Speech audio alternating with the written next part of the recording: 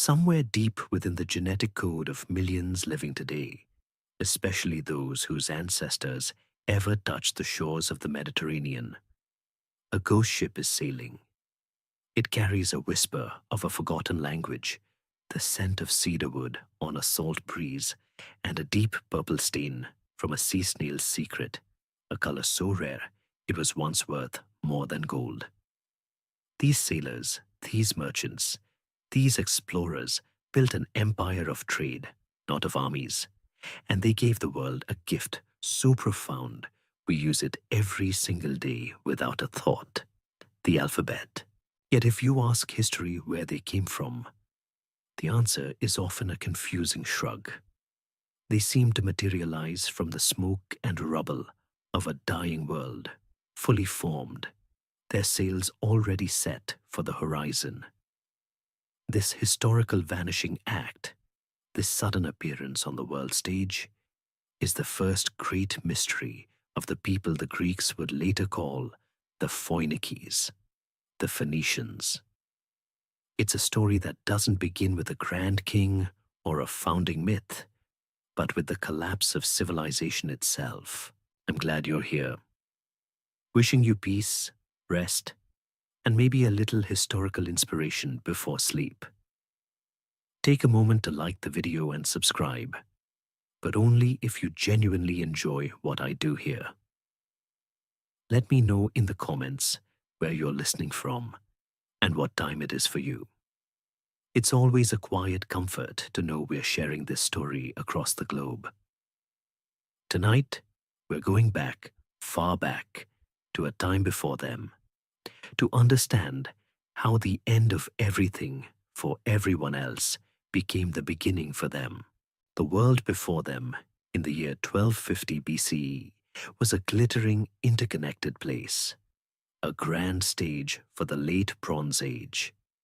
Imagine a world run by a handful of superpowers, like a geopolitical country club. There was the mighty Egyptian New Kingdom to the south, its pharaohs dripping in gold, controlling the flow of the Nile and projecting power north into the Levant. To the north, in the highlands of Anatolia, were the formidable Hittites, masters of the iron chariot and writers of the world's first known peace treaty. With the Egyptians, of course. Across the sea to the west, the palatial kingdoms of the Mycenaean Greeks flourished, their cyclopean walls guarding warrior kings whose deeds would one day echo in the epics of Homer. These great powers wrote to each other on clay tablets in a shared diplomatic language, Akkadian cuneiform, trading precious metals, luxury goods, and royal brides. It was a stable, predictable, and highly stratified world. And nestled between them, along a narrow, mountainous strip of coast in the Levant, what is now Lebanon, Syria, and northern Israel, were the Canaanites. They were not a unified kingdom, but a collection of fiercely independent city-states. Ugarit in the north, a bustling cosmopolitan port; Byblos, ancient and pious, trading with Egypt for millennia; and further south, the well-harbored cities of Sidon and Tyre. These Canaanites were the middlemen, the service providers of the Bronze Age. Their ships, already crafted from the magnificent cedars that grew on the slopes of Mount Lebanon behind them, carried Egyptian grain, Hittite silver, and Mycenaean pottery. They were skilled artisans, but they were junior partners, vassals who paid tribute, usually to the reigning pharaoh. Their culture was a rich tapestry, woven with threads from their powerful neighbors, yet distinctly their own. Their chief god was El, the father of the pantheon, but it was his son, the dynamic storm god Baal-Hadad, who captured the popular imagination. His mythological battles against the sea god Yam and the death god Mot, echoing the precarious balance of their own lives between the turbulent waters and the arid lands. They were clever, industrious, and squeezed into a geographical space that forced them to look outward to the sea. Then, around the year 1200 BCE, this entire world broke. It wasn't a single event, but a catastrophic, systemic collapse. A perfect storm that historians still debate with a mix of awe and dread. The climate seems to have shifted, bringing prolonged droughts that withered crops from Greece to Mesopotamia. Famine stalked the great empires. Desperate letters, etched on clay tablets, found in the ashes of ruined palaces, tell the story. One king of Ugarit writes to the king of Cyprus, pleading for food, reporting that his lands are starving. Another tablet, found still baking in the kiln when the city was destroyed, is a frantic message from the same king, reporting that enemy ships have been sighted off the coast. He writes, "My father, behold, the enemy's ships came here. My cities were burned, and they did evil things in my country." It was the last message he ever sent.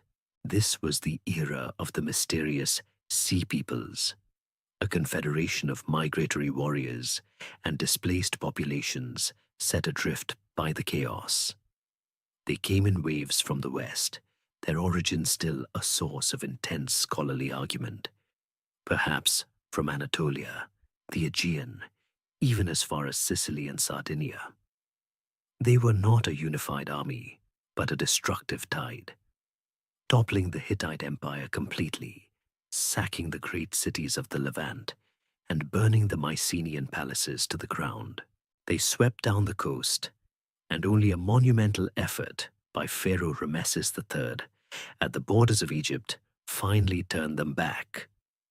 But the victory left Egypt so weakened, it would never again be a true superpower. The grand, interconnected world of the Bronze Age was shattered. Trade routes vanished. Literacy plummeted. Entire empires were wiped from memory.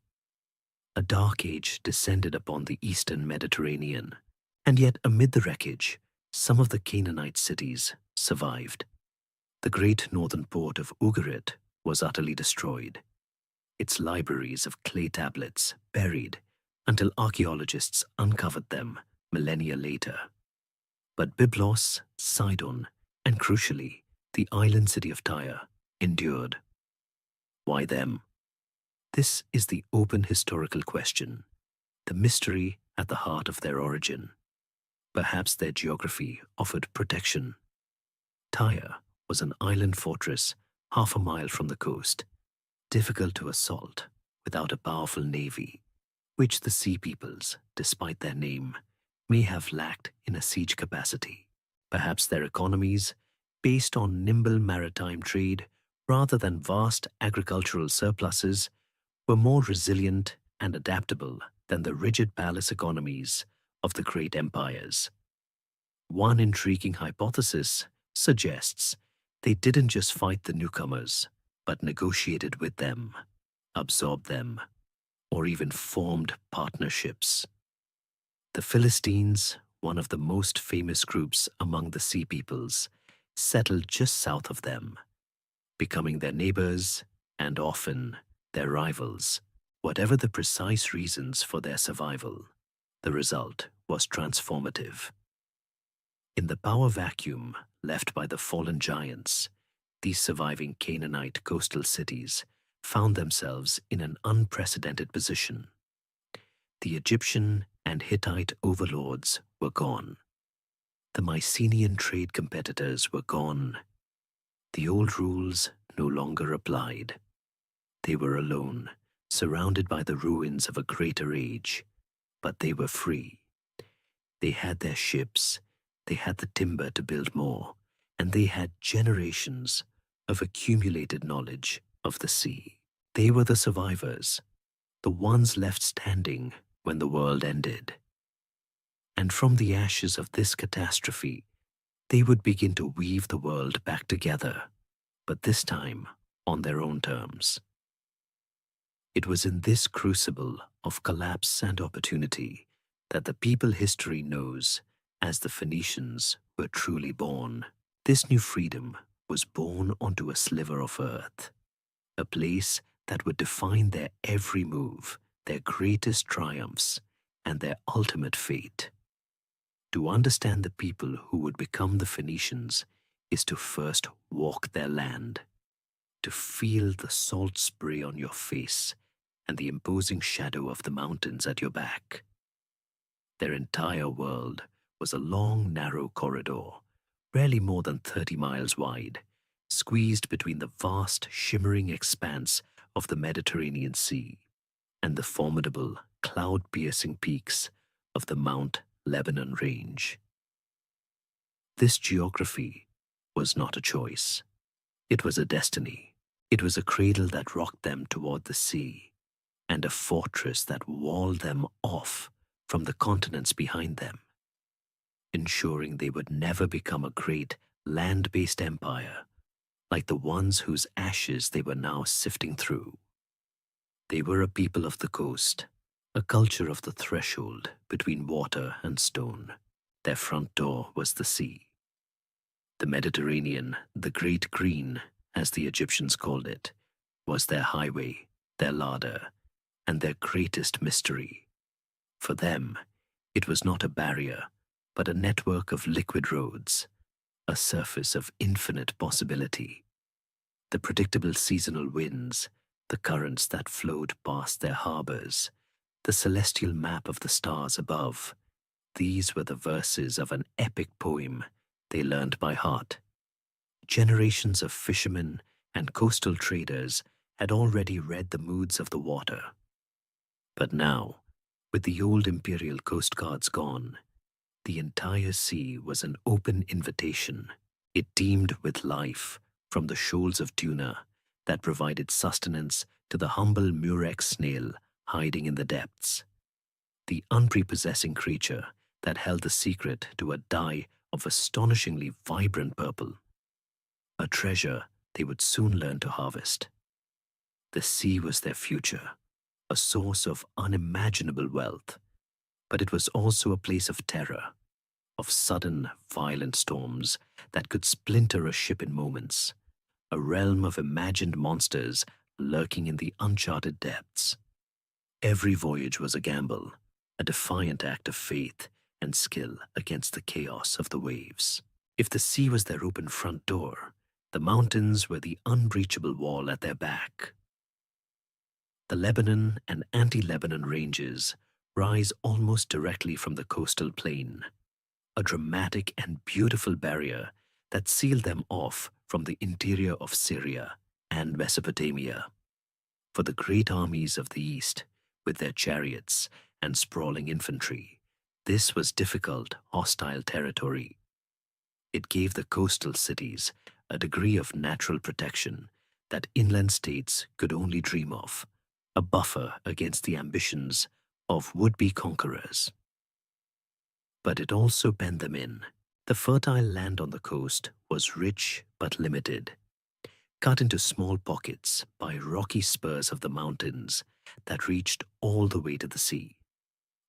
There was simply not enough arable land to sustain a large, unified kingdom, or to feed a population that wasn't supplemented by trade.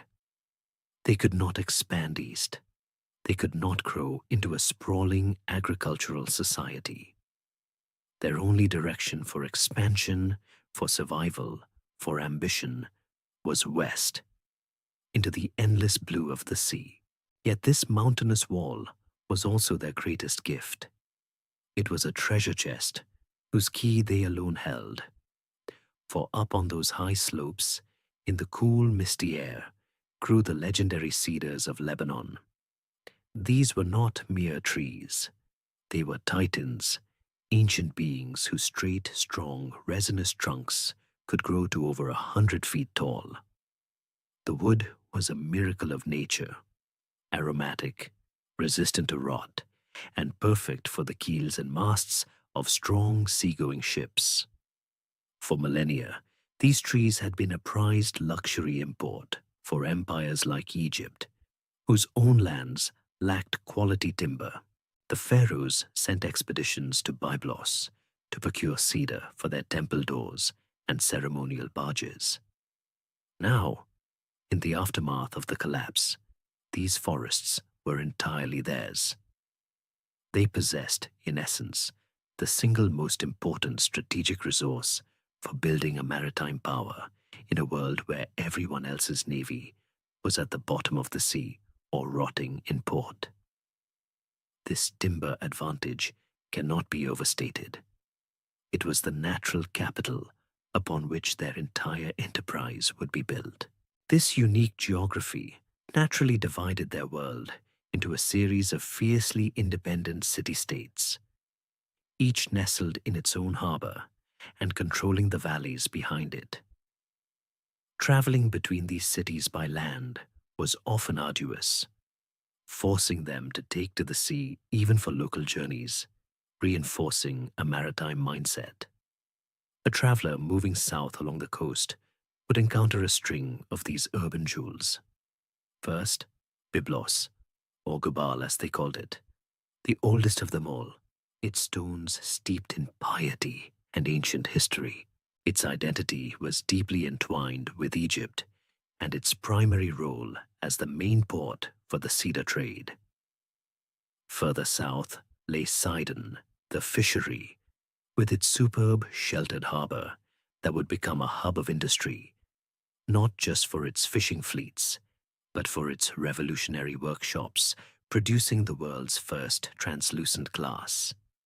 It was a city of artisans and laborers, practical and prosperous, but it was the city of Tyre, Sur in their own tongue, that was destined for greatness, largely due to its spectacular geography. Tyre was two cities in one, an old settlement on the mainland and a new, brilliantly fortified city built on a small rocky island about a half-mile offshore. This island was a citadel, a fortress that sea power alone could protect, and that land-based armies could only stare at with impotent frustration. More importantly, the island had two natural harbors, one on its northern side and one on its southern. This ingenious setup meant that no matter which way the wind was blowing, Tyrian ships could always find safe shelter and a clear exit to the sea. It gave them an all-weather, 24/7 operational capability that no other port in the Levant could match. The persistent disunity of these cities remains a quiet historical mystery. With a shared language, religion, and way of life, why did they never unify into a single Phoenician nation? The answer seems to be written into the landscape itself. The mountains that protected them from outsiders also divided them from each other. Each city was the center of its own little world, its own commercial network, its own ambitions. They were less like countrymen and more like members of the same family who run competing businesses. Sidon and Tyre, in particular, were often bitter rivals, vying for control of the same trade routes. This fiercely independent city-state mentality, born from their geography, was their great strength, allowing for flexibility and a diverse portfolio of colonies. But it was also their fatal flaw, for when the great land empires eventually rose again, they would find it all too easy to pick the cities off, one by one. Their world was a crucible, a geographic press that took the survivors of the Bronze Age, squeezed them between the mountains and the sea, and forged them into something the world had never seen before. A people destined to live on the water, to trade with everyone, and to answer to no one. From the crucible of their geography, one resource above all others defined their rebirth and fueled their audacious ambition, the great cedars of their mountains. To truly grasp the foundation of Phoenician power, one must leave the bustling, salt-caked harbors of Tyre and Sidon and make the journey inland and upward. The air changes as you ascend the steep slopes of Mount Lebanon. The humid coastal heat gives way to a cool, crisp mountain breeze, and a new scent begins to permeate everything. A clean, sharp, and deeply aromatic perfume of resin and ancient wood. This is the scent of cedar, the fragrance that, for the ancient world, was synonymous with wealth, power, and the divine. This was not just timber. It was the physical building block of their entire civilization. The green gold that grew on the slopes behind them, the cedar forests of the first millennium BCE, were unlike the small protected groves that survive today. They were a vast, primeval wilderness, a cathedral of colossal trees whose canopy would have blotted out the sun. Imagine walking among them, trunks 10 feet in diameter, gnarled bark like the skin of an ancient giant, soaring over 100 feet into the sky. Some of these trees were already ancient when the Bronze Age collapsed, silent witnesses to the rise and fall of empires. For the people living on the coast below, these forests were sacred, the dwelling place of the gods. To enter such a place was to walk in a holy temple, the quiet broken only by the wind sighing through the dense canopy. This deep reverence, however, coexisted with a profoundly practical understanding of the wood's value. They knew that the gods who lived in these trees had also given them a gift, a key to unlocking the world. The properties of Cedrus libani made it the most prized shipbuilding material in the entire world, a substance seemingly designed by the gods for mastering the sea.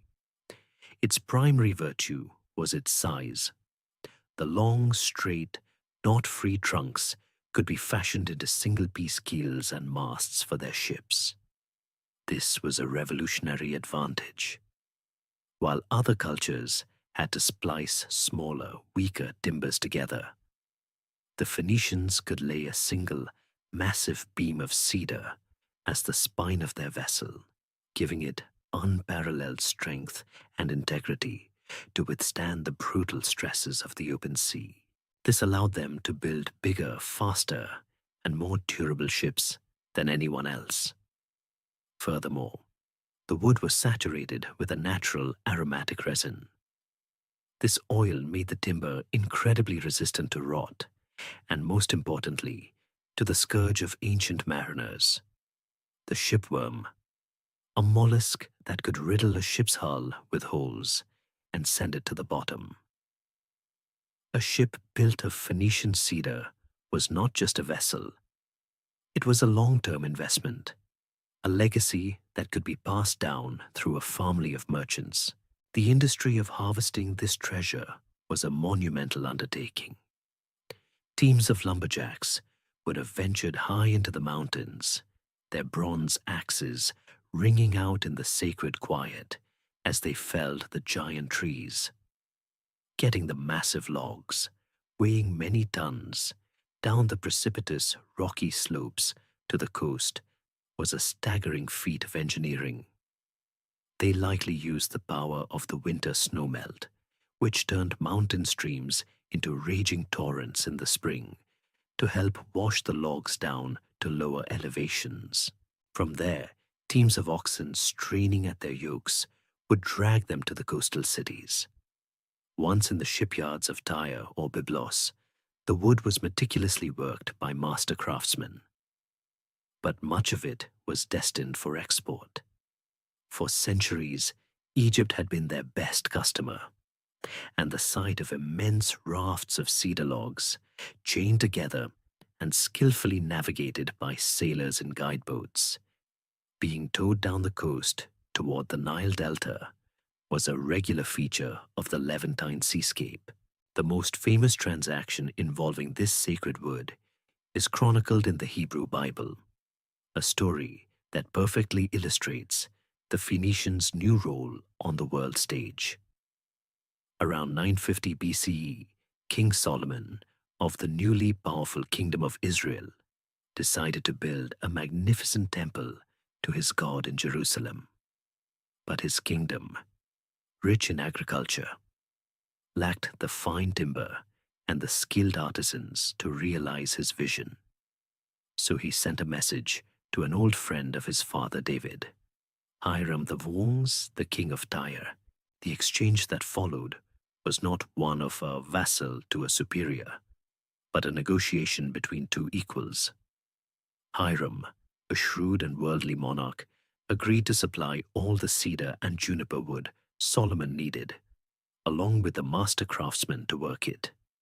In return, Solomon would pay Hiram an enormous annual tribute, 20,000 kors of wheat and 20,000 kors of pure pressed olive oil.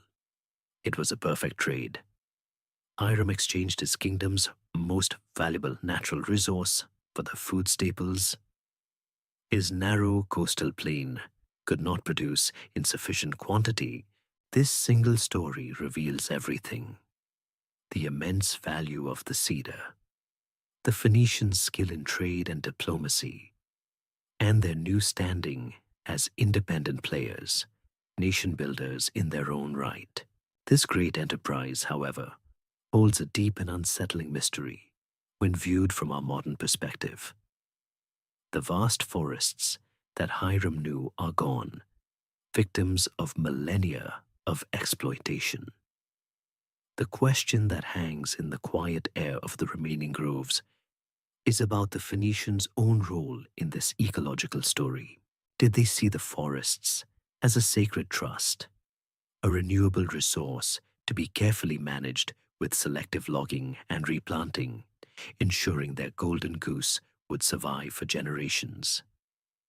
Or were they, driven by the insatiable demand of the ancient world, the first to begin the large-scale deforestation of the mountains, clear-cutting the ancient trees without a thought for the future? The historical evidence is sparse, but the eventual state of the landscape suggests a story of overexploitation. It's a haunting hypothesis that the very resource that enabled their explosive growth and funded their civilization was consumed by their success. Their relentless drive to build, to trade, and to explore may have been built upon the slow, steady destruction of the sacred, life-giving ecosystem at their backs. The story of the Phoenicians, in many ways, begins with the sharp, clean scent of a falling cedar tree, the scent of both immense opportunity and perhaps of a long and tragic environmental loss.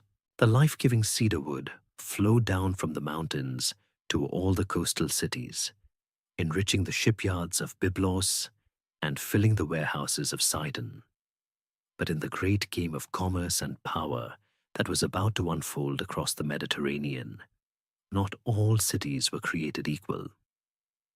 One city was destined to rise above its sisters to become the undisputed center of this emerging maritime empire, a name that would be spoken with a mixture of awe, envy, and fear from the shores of the Levant to the misty coasts of the Atlantic.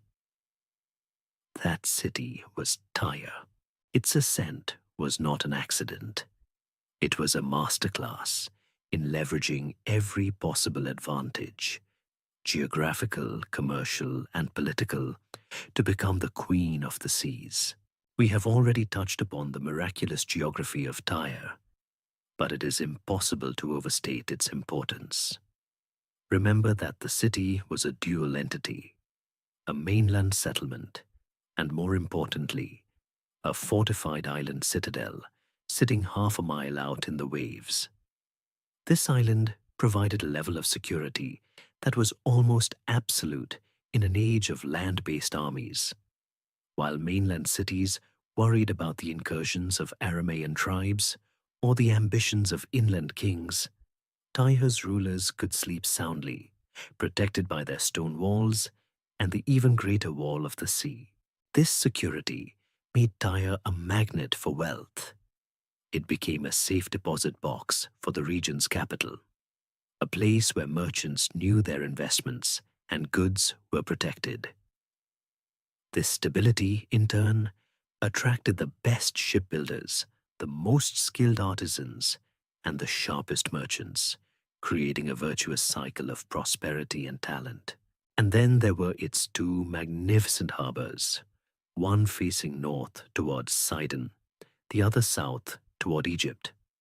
This was Tyre's commercial superpower. A merchant fleet is useless if it's trapped in port by contrary winds, while a ship captain in a lesser port might wait for days or weeks for the weather to turn. A Tyrian captain could simply move his vessel from the windswept harbor to the sheltered one and set sail. This simple advantage doubled their efficiency, allowing Tyrian ships to spend more time at sea, making more journeys, carrying more cargo, and generating more profit than any of their rivals. Their port wasn't just a place to dock. It was a finely tuned economic engine, running day and night, in all seasons. But geography alone does not build an empire.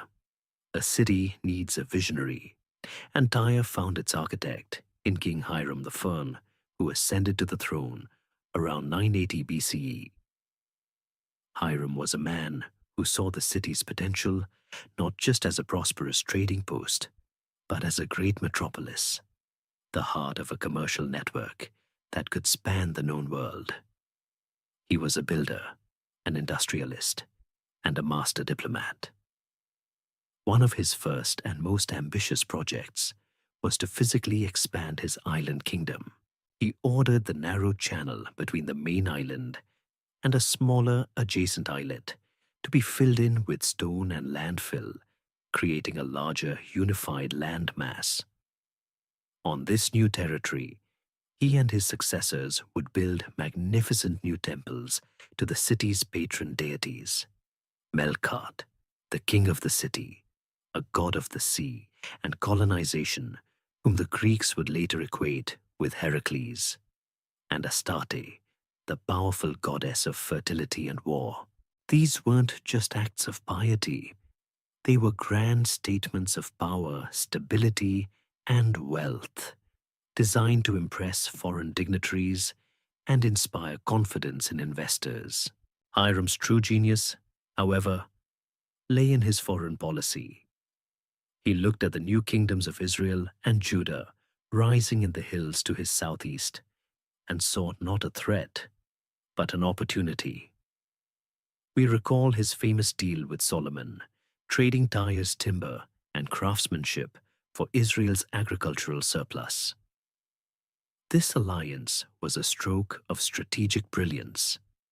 It secured a stable food supply for his growing urban population, neutralizing his city's primary vulnerability. It also gave Tyrian merchants secure access to the great overland caravan routes, like the King's Highway, that led south to the Arabian Peninsula, with its priceless cargo of incense, myrrh, and spices. Hiram essentially outsourced his agricultural and logistical needs to his inland partners, freeing up Tyre to focus on what it did best: shipbuilding, maritime trade, and high-end manufacturing. It was under Hiram that the first great waves of Tyrian expansion likely began, with royally sponsored expeditions pushing westward to Cyprus for its rich copper mines, and beyond to the far-off lands that held the silver and tin their burgeoning industries craved. The relationship between Tyre and its powerful northern sister, Sidon, is one of the enduring mysteries of this period. In the epics of Homer, the Phoenicians are often simply called Sidonians, suggesting Sidon's earlier prominence. Yet, by Hiram's time, Tyre was clearly the dominant power. What happened? One compelling hypothesis is that Tyre's rise involved not just peaceful competition, but aggressive corporate maneuvering, and perhaps even military intimidation. It's possible that Tyre, with its superior navy and secure fortress, forced Sidon into a junior partnership. The king of Tyre may have also adopted the title King of the Sidonians to formalize his control over the entire region, a political move to signal that Tyre now spoke for all of southern Phoenicia. Sidon remained a rich and important city, a vital industrial center, but its foreign policy and major trade initiatives were now likely dictated from the island palace of Tyre. The Queen City did not tolerate true rivals. Under Hiram and his successors, Tyre became the undisputed metropolis of its world. It was a dazzling cosmopolitan city, its harbors crowded with ships bearing the timber of Lebanon, the copper of Cyprus, the silver of Spain, the grain of Israel, the linen of Egypt, and the ivory of Africa. Its workshops hummed with activity, its warehouses bulged with exotic goods, and its temples were gilded with the profits of a global trade network. Tyre was no longer just a city on a sliver of coast. It had become an idea, a testament to the power of commerce over conquest, a symbol of humanity's ability to master the sea itself.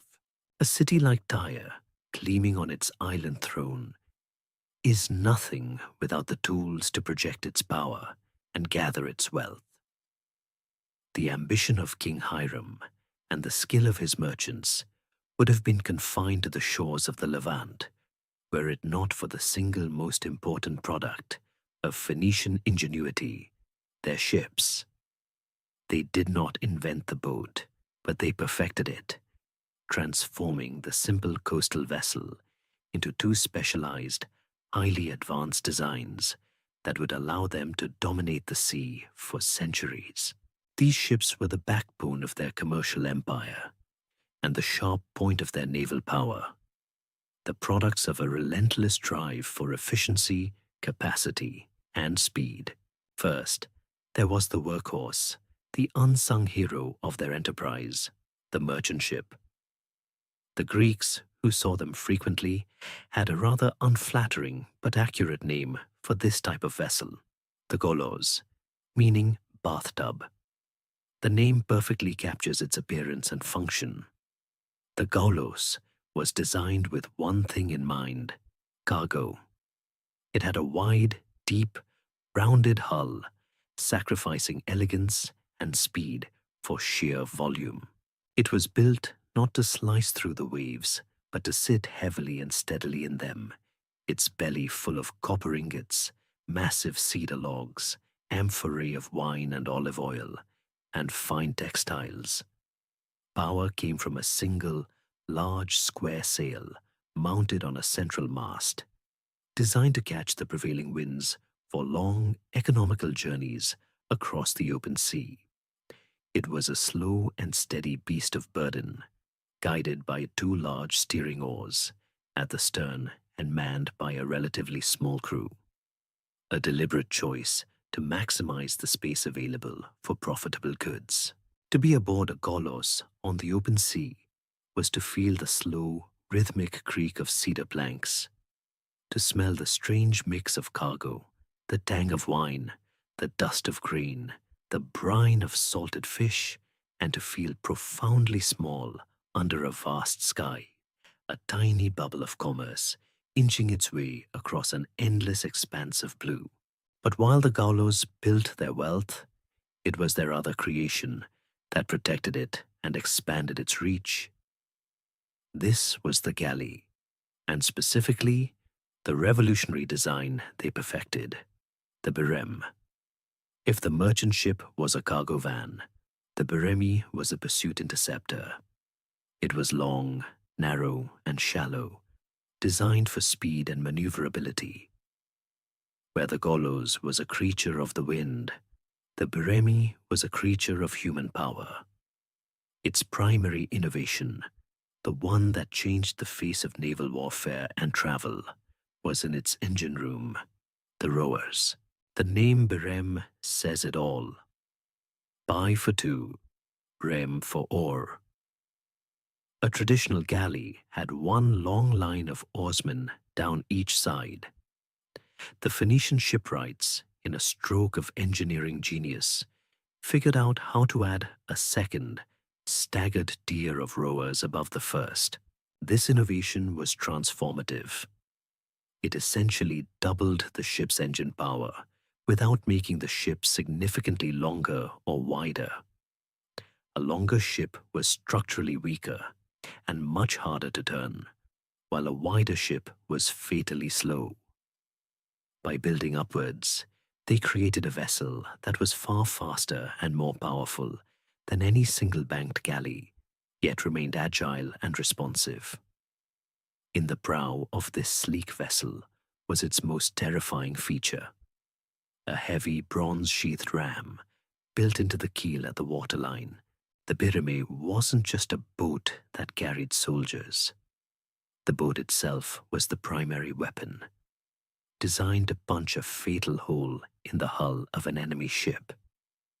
While it carried a mast and sail for long-distance cruising, in the heat of battle, the mast would be lowered, and the ship would surge forward on the coordinated, percussive power of its dozens of oarsmen, a sea creature of wood and muscle closing in for the kill. These galleys were the guardians of the trade routes, hunting down the pirates who preyed on the slow-moving merchant tubs. They were also the vessels of exploration, their speed and independence from the wind allowing them to push into uncharted waters and make daring coastal runs. The genius of their shipbuilding was more than just design.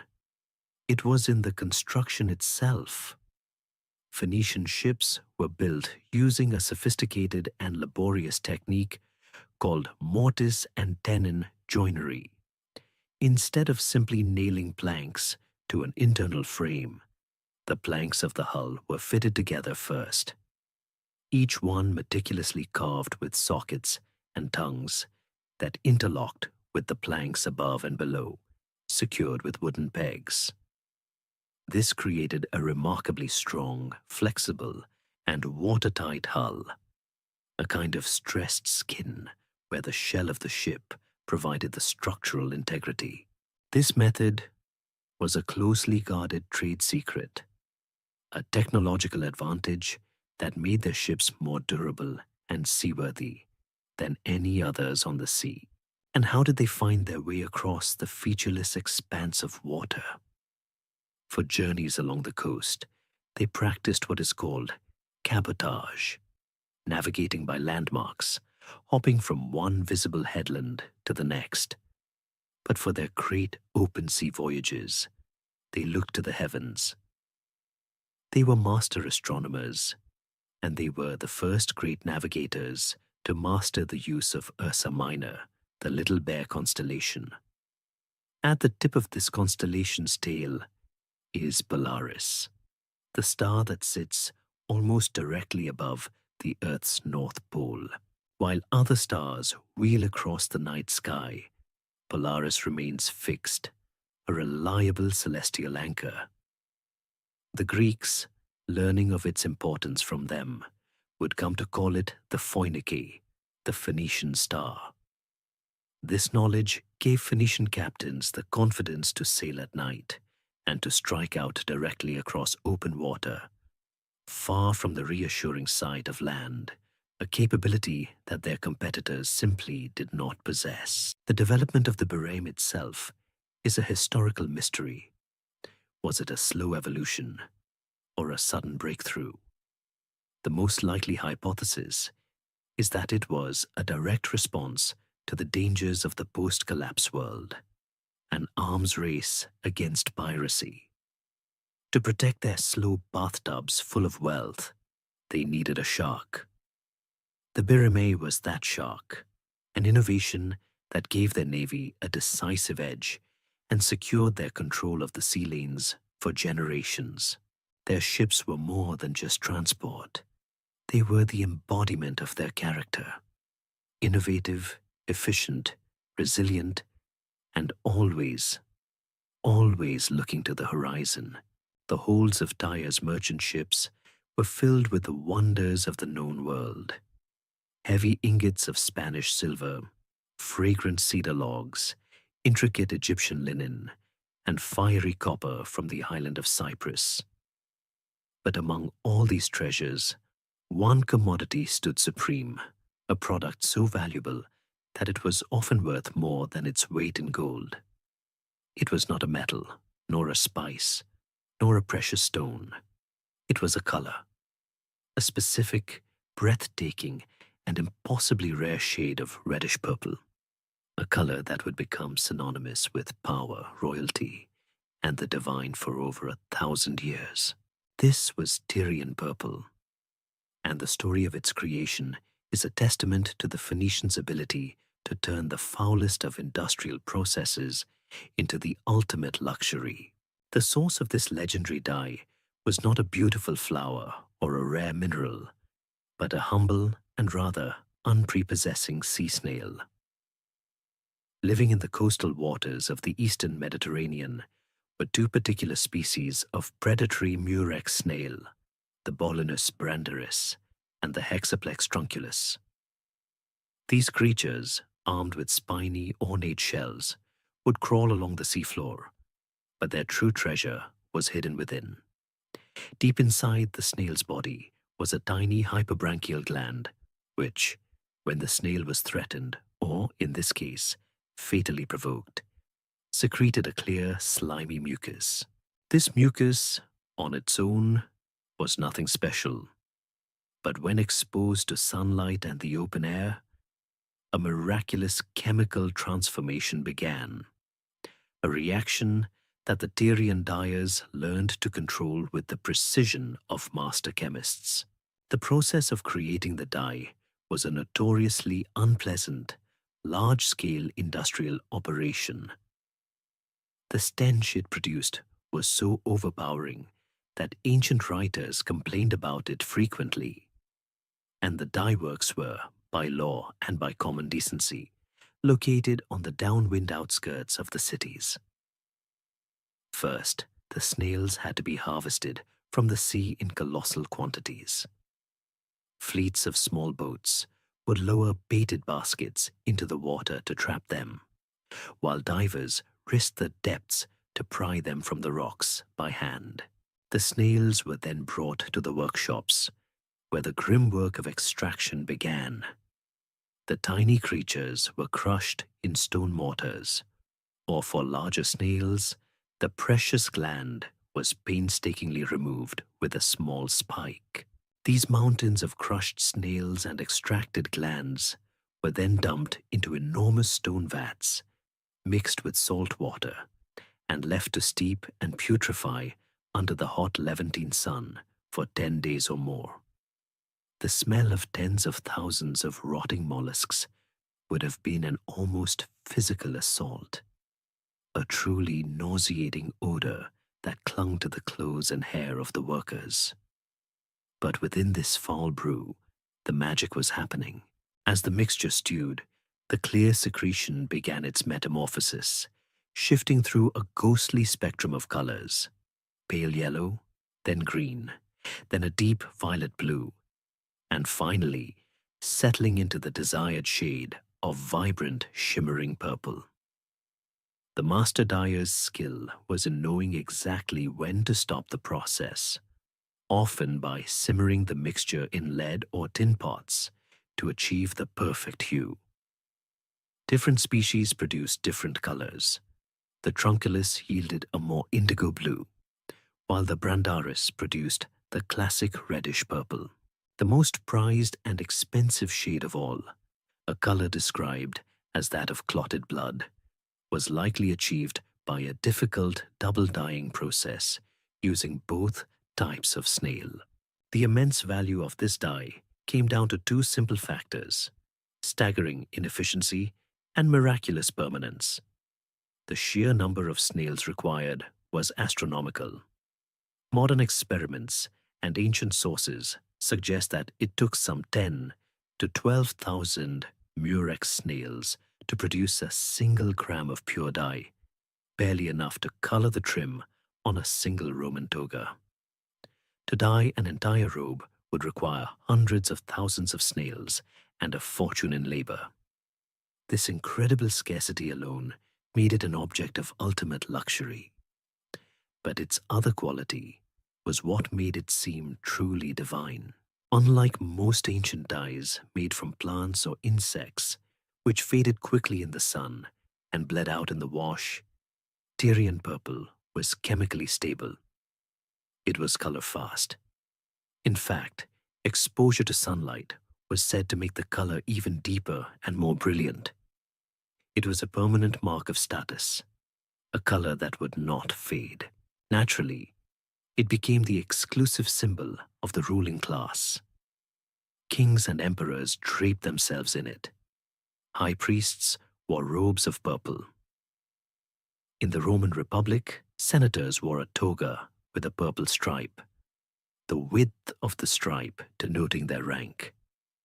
By the time of the Roman Empire, sumptuary laws were enacted that explicitly forbade anyone but the emperor from wearing a solid purple garment. To don the purple became a common phrase for ascending to the imperial throne. The color was power itself, made tangible. The Phoenicians themselves, masters of branding, wove a divine origin story for their signature product. The legend, recorded much later, tells of the city's patron god, Melkart, walking along the shore with his beloved nymph, Tyrus. His dog, which was running ahead, began to chew on a murex snail that had washed ashore. When the dog returned to its master, its mouth was stained a magnificent purple. The nymph Tyrus was so enchanted by the color that she told Melkart she would not be his until he could provide her with a gown of the same hue. The god, therefore, gathered the snails and created the first purple-dyed garment, a gift of love that founded an industry.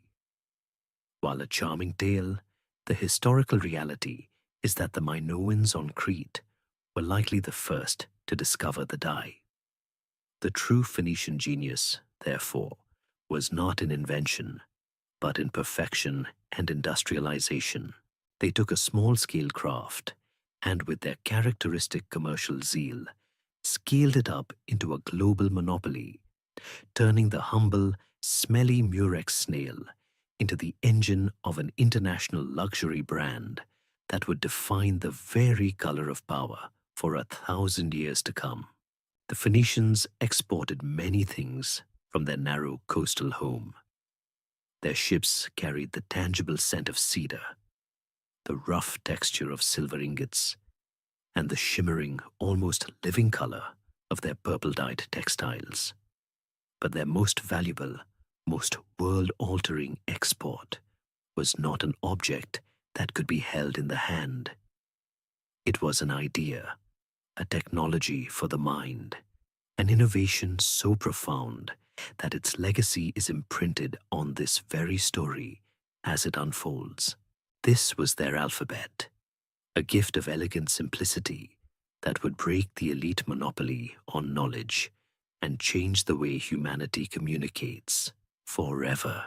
To understand the sheer genius of their system, we must first recall the world of writing that existed before it.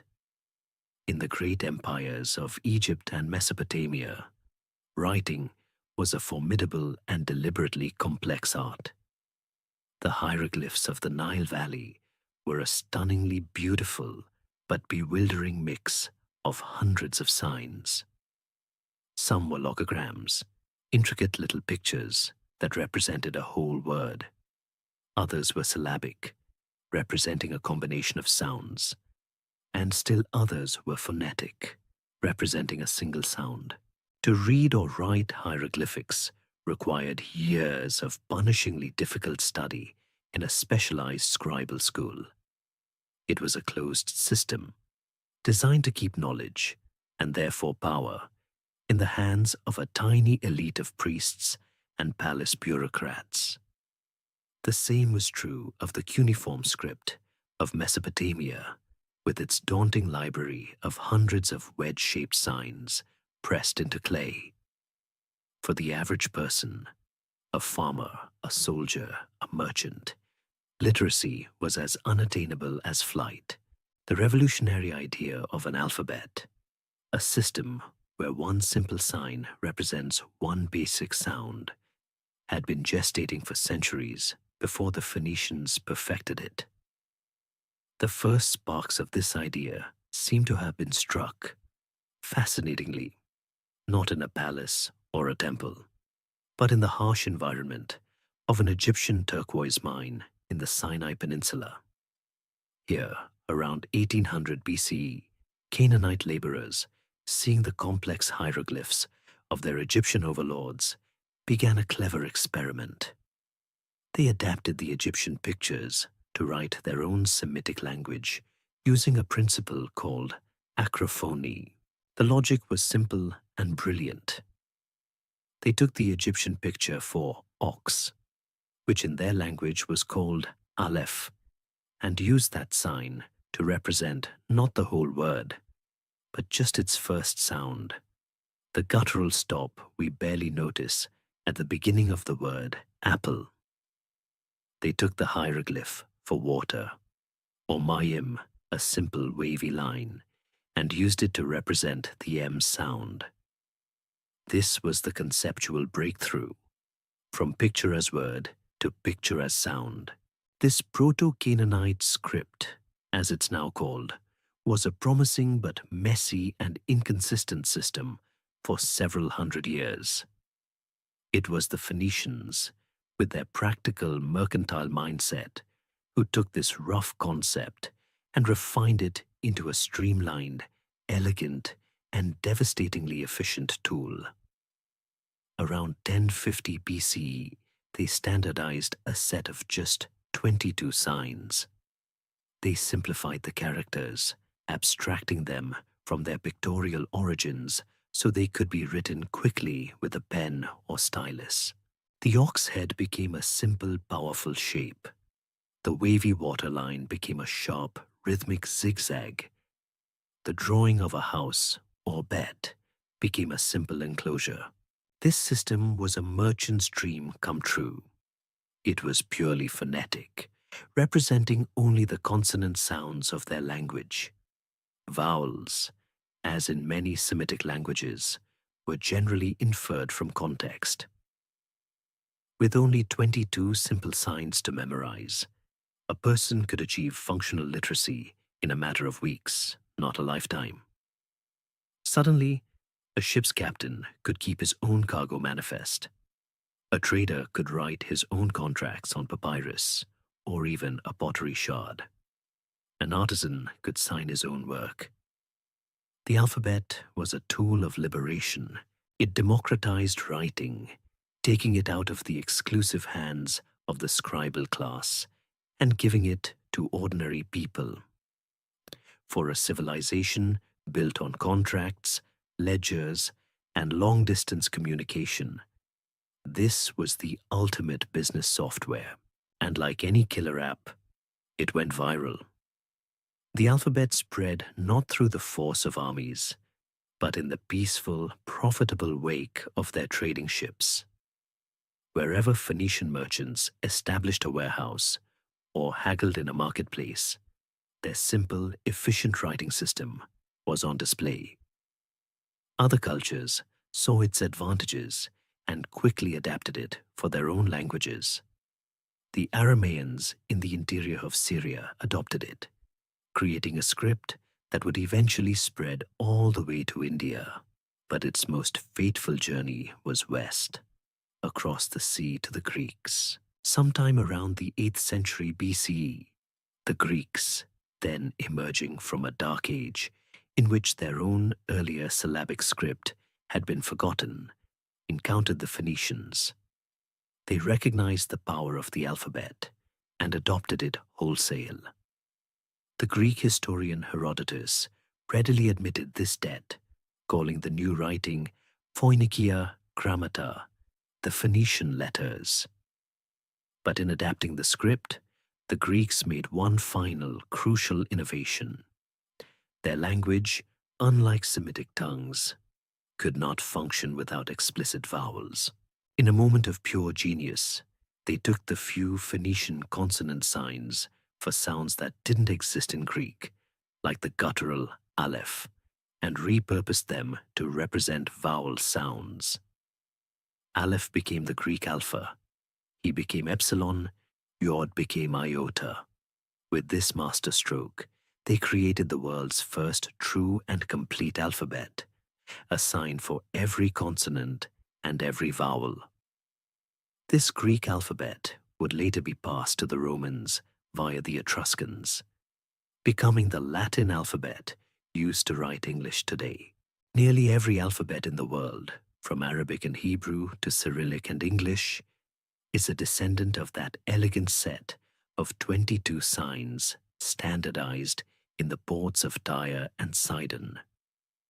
It was their quietest revolution, an invisible cargo of pure information that empowered the world. Armed with their revolutionary ships and their ruthlessly efficient alphabet, the sailors of Tyre were ready to push the boundaries of their world. Their motivation was not the conquest of land or the glory of battle. It was a far more practical and urgent quest for the raw materials that fueled the ancient economy. Metals.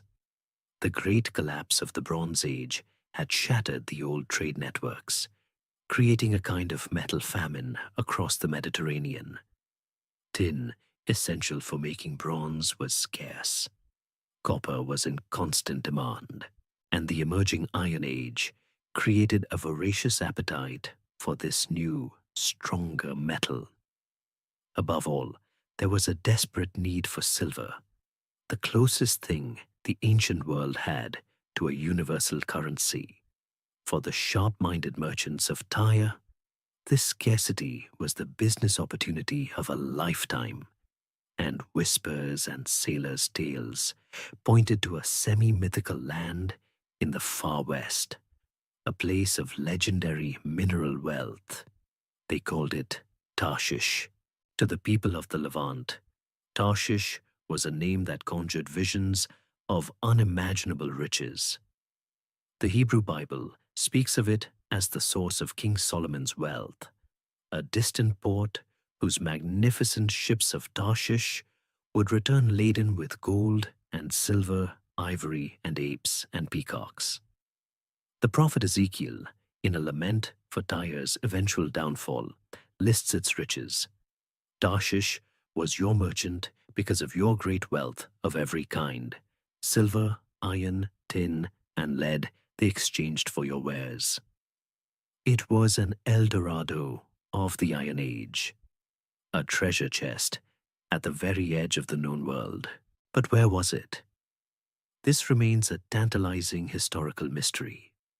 While some have proposed locations as varied as Sardinia or even India, the overwhelming consensus among historians and archaeologists today points to one region, the southern coast of the Iberian Peninsula, modern-day Spain. Specifically, the area around the Tartessian civilization, near the Guadalquivir River, a region known even today for its vast deposits of silver and other metals. The voyage from Tyre to Tarshish was one of the great maritime undertakings of the ancient world, a journey of some 2,000 miles into the unknown. It was the Iron Age equivalent of a transatlantic crossing, a perilous expedition that would take many months and test the limits of their ships and their courage. A Tyrian captain setting out on this quest would first sail north, using the prevailing currents to move up the Levantine coast before turning west past Cyprus. From there, it was a long and arduous process of cabotage, hopping along the southern coast of Anatolia, navigating between the scattered islands of the Aegean, and then making the dangerous open water crossings past Crete and towards Sicily. Every leg of the journey was fraught with danger. The sea was infested with pirates, opportunistic raiders who would see a heavy-laden merchant ship as a floating treasure chest. And then there were the storms, which could appear with terrifying speed, turning the sea into a churning chaos that could splinter even the strongest cedar hull.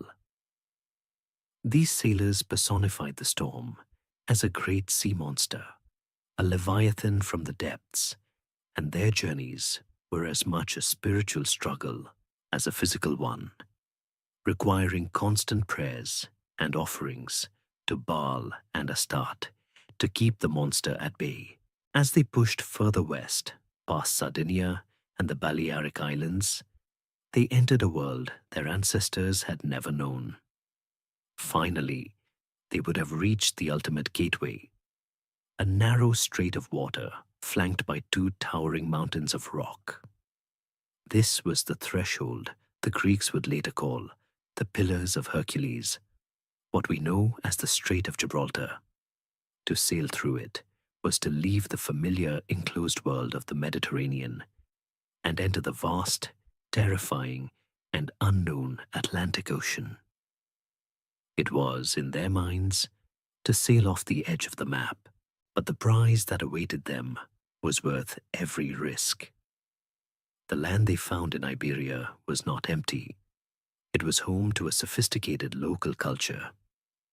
The Phoenicians did not come as conquerors. They came as they always did, as traders. They established a small outpost on an island just off the Atlantic coast, a perfect, defensible harbor they called Gadir, the walled place. We know it today as Cadiz, one of the oldest continuously inhabited cities in Western Europe. Here, they set up a marketplace. From the holds of their ships, they offered the wonders of the East: fine linen, intricately carved ivory trinkets from Syria, beautiful glass beads, and of course, the status-defining luxury of their purple-dyed textiles. In exchange for these manufactured goods, the local Iberian chieftains offered the raw materials the Phoenicians craved. Great quantities of silver, dug from the rich mines of the Rio Tinto region, were brought to Gadir. There, on the shore, the silver ingots would be weighed in balances, while a Phoenician scribe, using his simple 22-letter alphabet, would note the transaction on a shard of pottery or a scrap of papyrus. This trade route became the main artery of Tyre's wealth, pumping a river of silver from the far west into the city's coffers. This silver funded the construction of Hiram's great temples, paid for the expansion of their fleets, and financed further colonial ventures. The quest for Tarshish was the ultimate expression of the Phoenician character. Pragmatic, audacious, and relentlessly commercial. They saw a need in the market, and they sailed to the end of the earth to fill it, braving monsters both real and imagined, not for glory, but for profit. In doing so, they stitched the far ends of the Mediterranean together into a single economic web, forever changing the world for everyone. The successful establishment of a trading post as far away as Gadir was not an end, but a beginning. It was a proof of concept, a demonstration that the world was larger and richer than anyone in the Levant had previously imagined. But a single, distant outpost, 2,000 miles from home, is a fragile thing. To make the silver route to Tarshish sustainable and profitable, and to capitalize on other opportunities along the way, the Phoenicians needed more than just a destination. They needed a network. They needed a series of safe harbors, supply depots, and markets that would function like a chain of interstellar refueling stations for their slow-moving merchant ships. And so began the next phase of their expansion, the methodical, strategic, and commercially brilliant creation of a network of colonies that would stretch from one end of the Mediterranean to the other. It's crucial to understand that a Phoenician colony was a very different enterprise from the colonies of the later Greek or Roman empires. The Greeks, facing population pressure and a shortage of farmland at home, sent out their people to seize territory and create new independent city-states, new agricultural homelands. The Romans would later march their legions across the world to conquer, subjugate, and administer vast swathes of land. The Phoenicians, for the most part, did neither. Their colonization was driven by the logic of a multinational corporation opening branch offices, not by an emperor seeking to conquer new lands. Each settlement was a strategic node in a vast commercial web, a point of presence designed to secure a trade route, exploit a local resource, or open a new market. The primary motivation was logistical. The long and hazardous voyage to Spain was too much to undertake in a single, non-stop journey. Their tubby merchant ships, the Gaulois, were slow and vulnerable. They needed a string of pearls, a series of friendly ports where they could reliably find shelter from a sudden storm, repair a broken mast, rest their weary crews, and most importantly, restock their vital supplies of fresh water and food. Each colony was a stepping stone, reducing the length of the dangerous open water passages and making the entire enterprise safer and more predictable. Each new settlement was another knot in the safety net they were weaving across the sea. These logistical hubs were, of course, placed in locations that offered their own commercial advantages. The Phoenicians had an uncanny eye for prime real estate, and their choice of location for a new settlement was remarkably consistent. They almost never built their colonies far inland. Instead, they would look for a specific set of geographical features: a small island just off the coast, a narrow peninsula with a defensible isthmus, or a high rocky headland with a deep, sheltered harbor. This model, a direct echo of their own capital at Tyre, offered them maximum security with a minimal need for a standing army. They could defend themselves from potentially hostile local populations while controlling the sea lanes, ensuring their connection to the homeland and the wider network remained open. A typical Phoenician colony in its early days was not a sprawling city. It was an emporium, a dedicated trading post. A new settlement would begin with the construction of a small temple, almost always dedicated to Melkart, the patron god of Tyre and the divine protector of explorers. This was a way of planting the Tyrian flag and sanctifying the enterprise. Alongside the temple, they would build large, secure warehouses to store their own trade goods and the raw materials they acquired from the locals. A small workshop for ship repairs and a marketplace would complete the initial settlement. Their relationship with the native peoples of these lands was generally peaceful and symbiotic. They were not there to displace them, but to do business with them, offering the local elites the exotic luxuries of the East in exchange for access to their resources. Mapping their network is like tracing the arteries of ancient commerce. Moving west from the Levant, their first and most important colony was at Kition, on the southern coast of Cyprus, which gave them direct control over the island's immensely rich copper mines. From there, they made the leap to the central Mediterranean, establishing key settlements in Sicily, like Motia, a perfect example of a colony built on a tiny, defensible island in a shallow lagoon. On the large, mineral-rich island of Sardinia, they founded cities like Nora and Tharos, which became hubs for the trade in lead and silver. But their most extensive and consequential chain of colonies was built along the coast of North Africa. Cities like Utica, according to tradition, one of their very oldest settlements, and later, the city that would one day eclipse Tyre itself, Carthage, were founded along this shore. This North African route provided an alternative southern passage to the west, a vital corridor leading towards the ultimate prize, Spain and the silver of Tarshish, anchored by their great western outpost at Gadir. A fascinating historical puzzle arises when we compare the ancient traditions to modern archaeology. Roman historians, relying on older accounts, give incredibly early founding dates for some of these colonies. Utica in 1101 BCE, Gadir in 1100 BCE.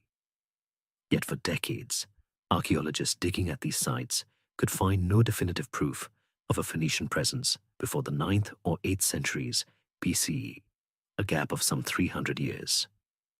Why the discrepancy? The most elegant hypothesis suggests that both accounts are true, but they are describing different things. The legendary founding date may commemorate the very first official trading expedition to a site, the day the first Phoenician ship dropped anchor and began to trade.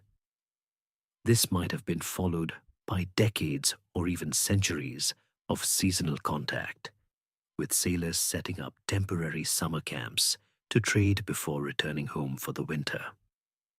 The later archaeological dates, then, would mark the point when Tyre made the major investment to build a permanent, year-round settlement with stone temples and warehouses. The legend remembers the first handshake, while the archaeology uncovers the first permanent office. This vast network of colonies was Tyre's greatest masterpiece, a testament to a vision that saw the entire Mediterranean not as a sea of boundaries, but as a single integrated marketplace waiting to be born. Among all the pearls in the great commercial network of the Phoenicians, one was destined to grow with such astonishing size and luster that it would one day eclipse its own mother of pearl, the city of Tyre itself. Its official name was Quad Hadasht, a simple and direct name in the Phoenician tongue, the new city. We know it better by its later Romanized name, Carthage.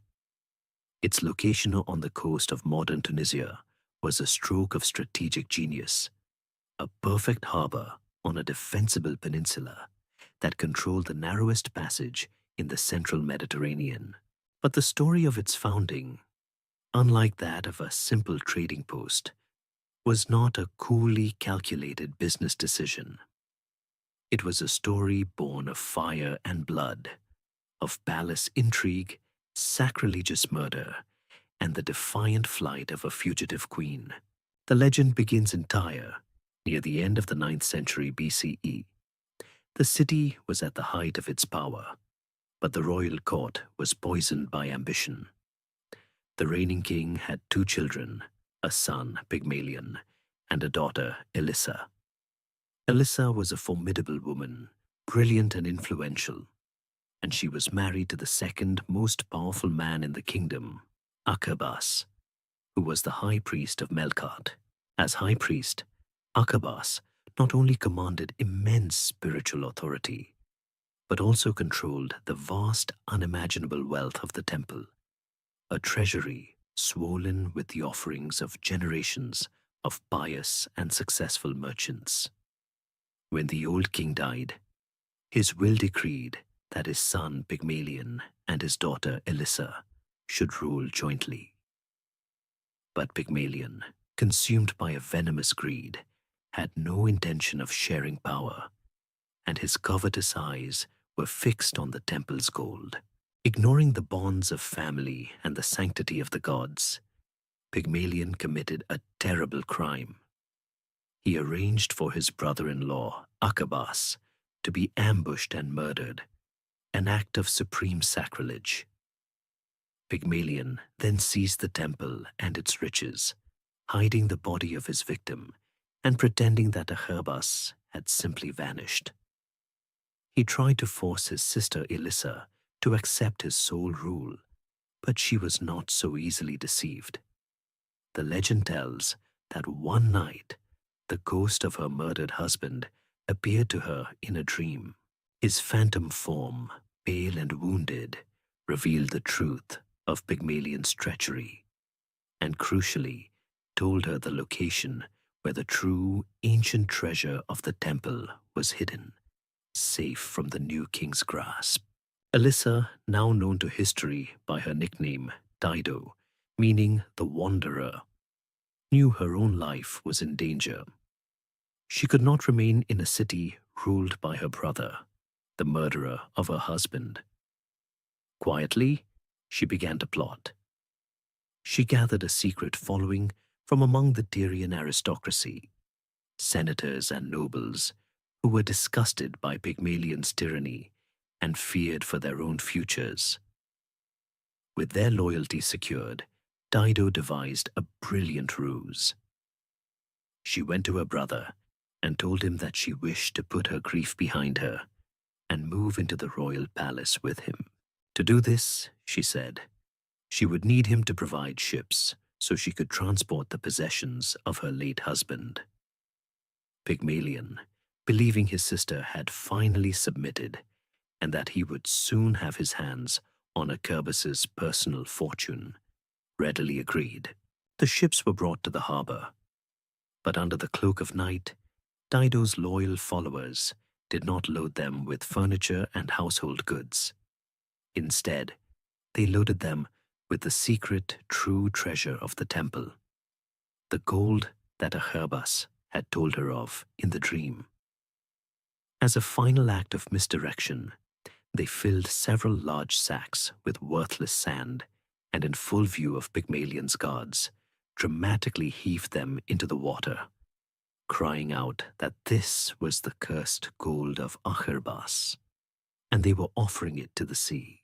The guards, believing the treasure was now lost forever, did nothing as Dido and her followers boarded the ships and slipped out of the harbor, a band of political exiles sailing west into the unknown. After a brief stop on Cyprus, where they were joined by more followers, Dido's small fleet landed on the coast of North Africa. She began to negotiate with the local Berber lord, Iarbas, for a grant of land to build a new home for her people. Iarbas, seeing a woman leading a small band of refugees, decided to mock her. He agreed to sell her only as much land as could be contained within the hide of a single ox. It was an insulting offer, meant to give her a tiny, useless patch of ground. But Dido, whose cleverness was her greatest weapon, accepted the deal. She then took the ox hide and had her followers cut it into the thinnest, finest strips imaginable. When these thousands of hair-thin strips were tied together end to end, they formed a single cord of astonishing length. Dido used this cord to lay out the boundaries of her new territory, encircling a large and strategically perfect hill that commanded the harbor. She had used the king's own words to outwit him. That hill became the citadel of her new city, the Bursa, which means the hide. And so, Kot Hadasht, the new city, was born. How much of this dramatic story is true? Pygmalion was a real historical king of Tyre. The city was certainly rife with political factions and a violent schism, leading a group of disaffected nobles to leave and found a new settlement is entirely plausible. Dido herself may be a legendary figure, a romantic personification of the city's spirit, yet she may also be based on a real, unnamed Tyrian princess who led the expedition. Whether literally true or not, the legend of Dido gave Carthage a powerful and enduring founding myth. It established their identity not as a mere colonial offshoot of Tyre, but as a city founded in an act of defiance, built on ingenuity, rather than brute force, and born from the courage of a queen who refused to bow to a tyrant. This spirit of fierce independence would define Carthage for centuries to come and set it on a collision course with the other great rising power of the Mediterranean, Rome. The founding of a great new city like Carthage was not just the end of a dramatic escape. It was the creation of a major new hub in an already sprawling network of commerce, a new jewel in a crown that already sparkled with ports and outposts across the sea. To understand the power of the Phoenicians, to grasp the engine that drove their civilization, we must look inside the holds of their ships, peek into their bustling workshops, and browse the overflowing stalls of their marketplaces. They were the indispensable middlemen of their age, the master artisans, the premier importers and exporters. Their homeland was not a great agricultural plain or a mighty fortress, but a dynamic, world-straddling marketplace. Their entire enterprise was built on a simple, brilliant formula: acquire cheap raw materials from the peripheries of their world, transform them into high-value luxury goods in the workshops of their home cities, and then sell these finished products back to the world at a tremendous profit. It was a cycle of sourcing, manufacturing, and distribution on a scale the world had never seen before. The import process alone was a marvel of logistical coordination. Their ships systematically combed the known world for its natural treasures. From the far west, from their prized land of Tarshish in Spain, came the lifeblood of their economy, a torrent of silver, the currency of kings, along with vast quantities of tin, the irreplaceable ingredient for making bronze, and industrial metals like lead and iron. From the north, they procured more iron and copper from Anatolia and the Caucasus, and they traded for the sophisticated and beautiful painted pottery of the emerging Greek city-states. From the south came the ancient, reliable wealth of Egypt. The fertile Nile Delta provided a steady supply of grain, a vital food import to supplement the meager harvests of their own narrow coastal plain. From Egypt, they also acquired papyrus, the plant-based paper that was essential for their record-keeping, and the world's finest linen textiles. Caravans whose routes terminated in their cities brought the treasures of Africa up to the coast: gold dust, precious ivory tusks, and exotic curiosities like ostrich eggs, whose large, smooth surfaces made them perfect canvases for intricate painting and carving. And from the east, via the long and dusty overland caravan trails that snaked across the deserts of Arabia and Syria, came the scents of the gods. Immense quantities of frankincense and myrrh, aromatic resins that were burned in every temple from Babylon to Thebes, and were worth more than their weight in silver. But the true genius of the Phoenicians lay in what happened next. They were not merely shippers, they were manufacturers. The raw materials that flowed into the ports of Tyre, Sidon, and Byblos were funneled into bustling, noisy, and phenomenally productive workshops. Here, their legendary skills as artisans came to the fore. Raw wool from the hills of Syria and fine linen from Egypt would enter their dye works and emerge as the most coveted textiles on earth, shimmering with the impossibly deep and permanent hue of Tyrian purple. Their metal workers, renowned for their skill, would take the rough ingots of silver and gold and transform them into exquisite jewelry: delicate filigree earrings, heavy armbands, and ornate pendants. They crafted magnificent ceremonial bowls and platters of bronze and silver, often decorated with a unique fusion of Egyptian and Assyrian artistic styles.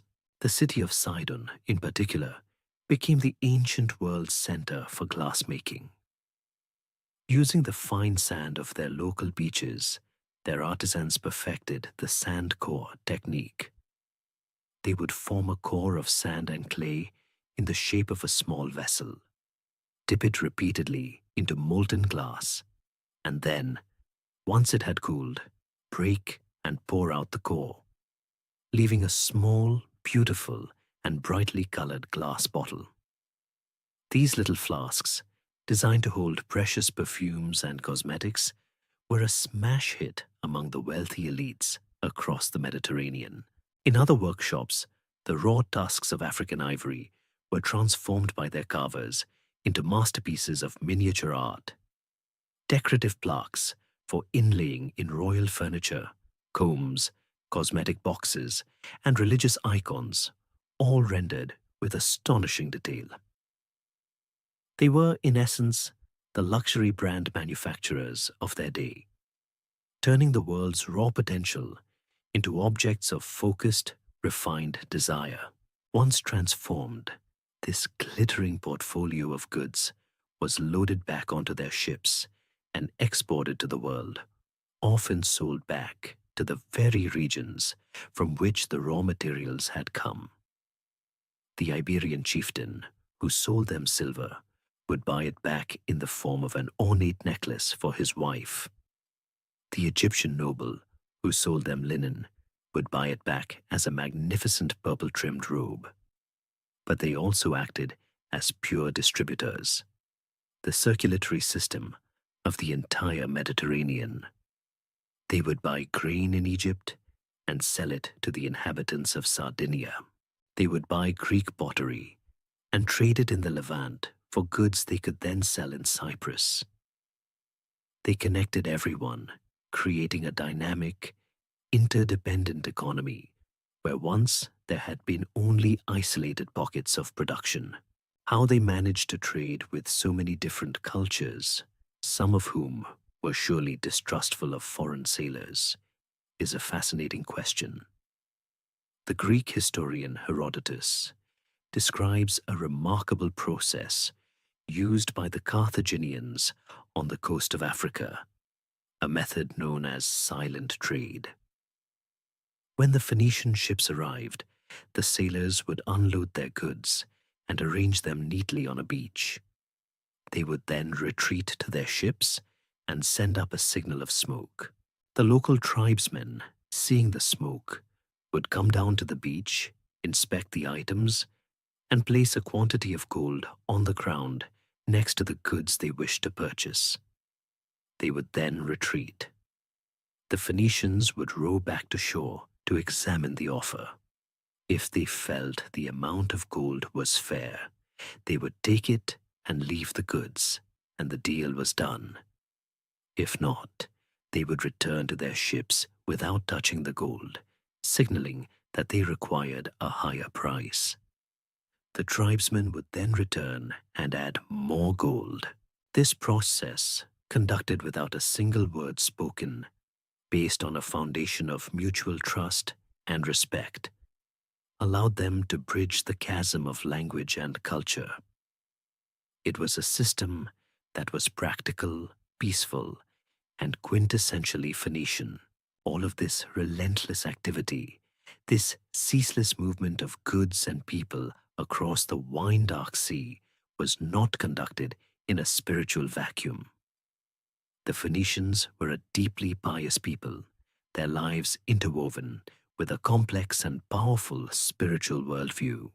Their every voyage, every business contract, every harvest was lived under the watchful and often capricious eyes of their gods. To understand them, we must look beyond their marketplaces and into their temples, for it was their faith that provided the ultimate framework for their existence, offering both profound comfort and perhaps a terrifying and absolute demand. Their religion was a direct inheritance from their Canaanite ancestors, a faith that had been shaped for centuries by the rhythms of life in the Levant. At the head of their pantheon, reigning in serene and distant majesty, was the creator god, El.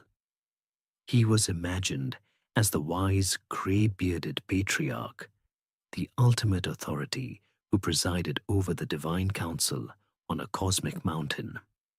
But like a venerable chairman of the board, El was more respected than actively worshipped in the day-to-day cult. The real dynamic power in the heavens belonged to the younger, more vigorous gods, who directly governed the forces of nature. The chief among these was Baal Hammon, the lord of the incense altar. Baal was the great god of the sky and the storm, a figure of immense power and vitality. He was the one who rode upon the clouds, whose voice was the rolling thunder, and whose weapon was the jagged lightning bolt. For the Phoenicians, whose limited agriculture depended entirely on the winter rains, Baal's favor was a matter of life and death. He was the god of fertility, order, and cosmic kingship, often depicted as a mighty, bearded king seated on a throne. As the Phoenicians spread west, the cult of Baal Hammon traveled with them, and he would become the supreme deity of their greatest colony, Carthage. Balancing Baal's masculine power was the great goddess of the pantheon, Astarte, known as Ashtart in their own tongue. She was the queen of heaven, a complex and multifaceted deity who was arguably the most popular and beloved of all their gods. Astarte was a goddess of fertility, love, and sexuality, the divine force of life and creation. Yet she was no gentle mother goddess. She was also a fierce and powerful goddess of war, often depicted standing on a lion, a symbol of her untamable power. For a seafaring people, her most important role was celestial. She was the personification of the planet Venus, the brilliant morning and evening star. As the brightest and most predictable light in the night sky after the moon, she was a vital navigational aid, the divine guide who led their ships safely through the darkness. Astarte was their protector, their provider, and their guiding light on the horizon, while El, Baal, and Astarte were worshipped across the Phoenician world. Their faith also had a strong local character. Each great city had its own patron deity, a divine protector with a special relationship to its people. The most important of these was Melkart, the king of the city, the patron god of Tyre. As Tyre grew to become the dominant Phoenician metropolis, so too did the importance of its god. Melkart was a perfect deity for an ambitious seafaring people. He was a god of the sea and of navigation, but also a hero god who represented the civilizing forces of colonization and trade. Like the seasons themselves, Melkart's story was a cycle of death and rebirth. It was believed that he died and was resurrected each year, an event celebrated with a great festival in the spring that marked the end of the stormy winter and the reopening of the sailing season. The Greeks, recognizing this heroic, civilizing character, quickly identified Melkart as their own Heracles, and his great temple in Tyre was one of the most revered sanctuaries in the ancient world. But this vibrant faith had a darker, more terrifying dimension, one that has stained the memory of the Phoenicians for millennia and remains one of history's most contentious and disturbing mysteries. Their enemies, primarily the Greeks, Romans, and the writers of the Hebrew Bible, accused them of the horrific practice of child sacrifice.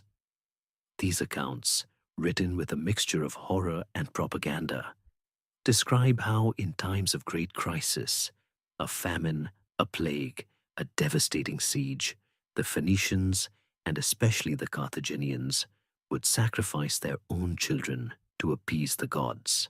They tell of a massive bronze statue of Baal Hammon, or a god they call Moloch, with a monstrous head and outstretched arms.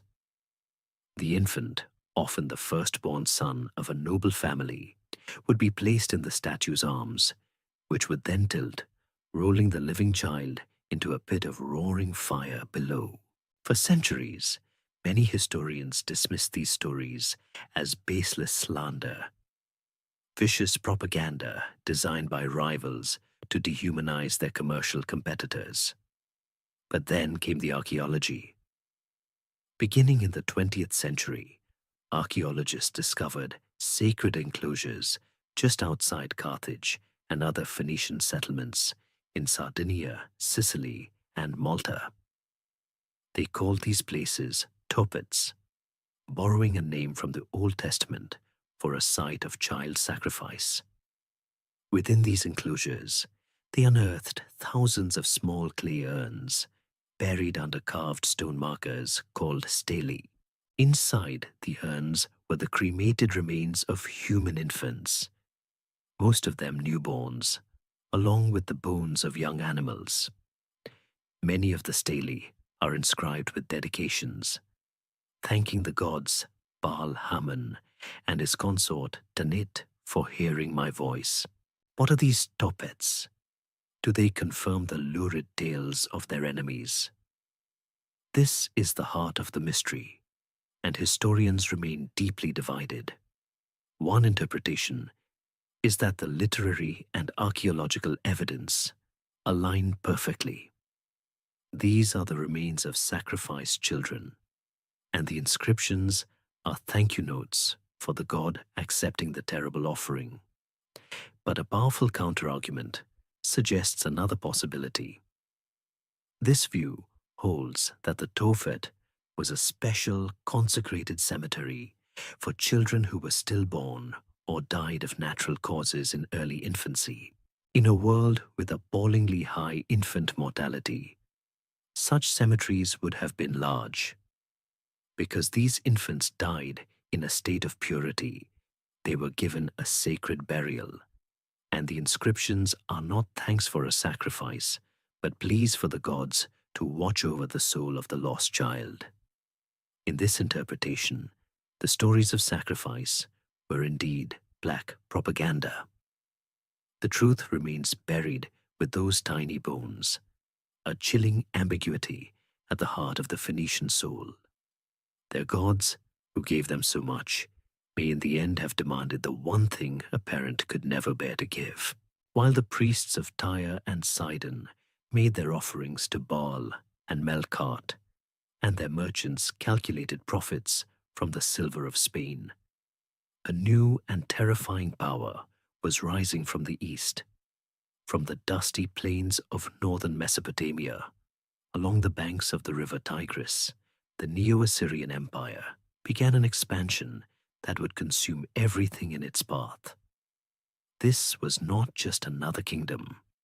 It was a sophisticated and merciless military machine, organized for total war and bent on absolute domination. For the free, wealthy, and independent sea-trading cities of Phoenicia, the westward march of the Assyrian armies marked the beginning of a long and dangerous new era, an age of living in the shadow of a superpower. The Assyrian state was the juggernaut of the early Iron Age. Their kings, with fearsome names like Ashurnasirpal, Tiglath-Pileser, and Sennacherib, commanded disciplined professional armies equipped with the latest iron weaponry.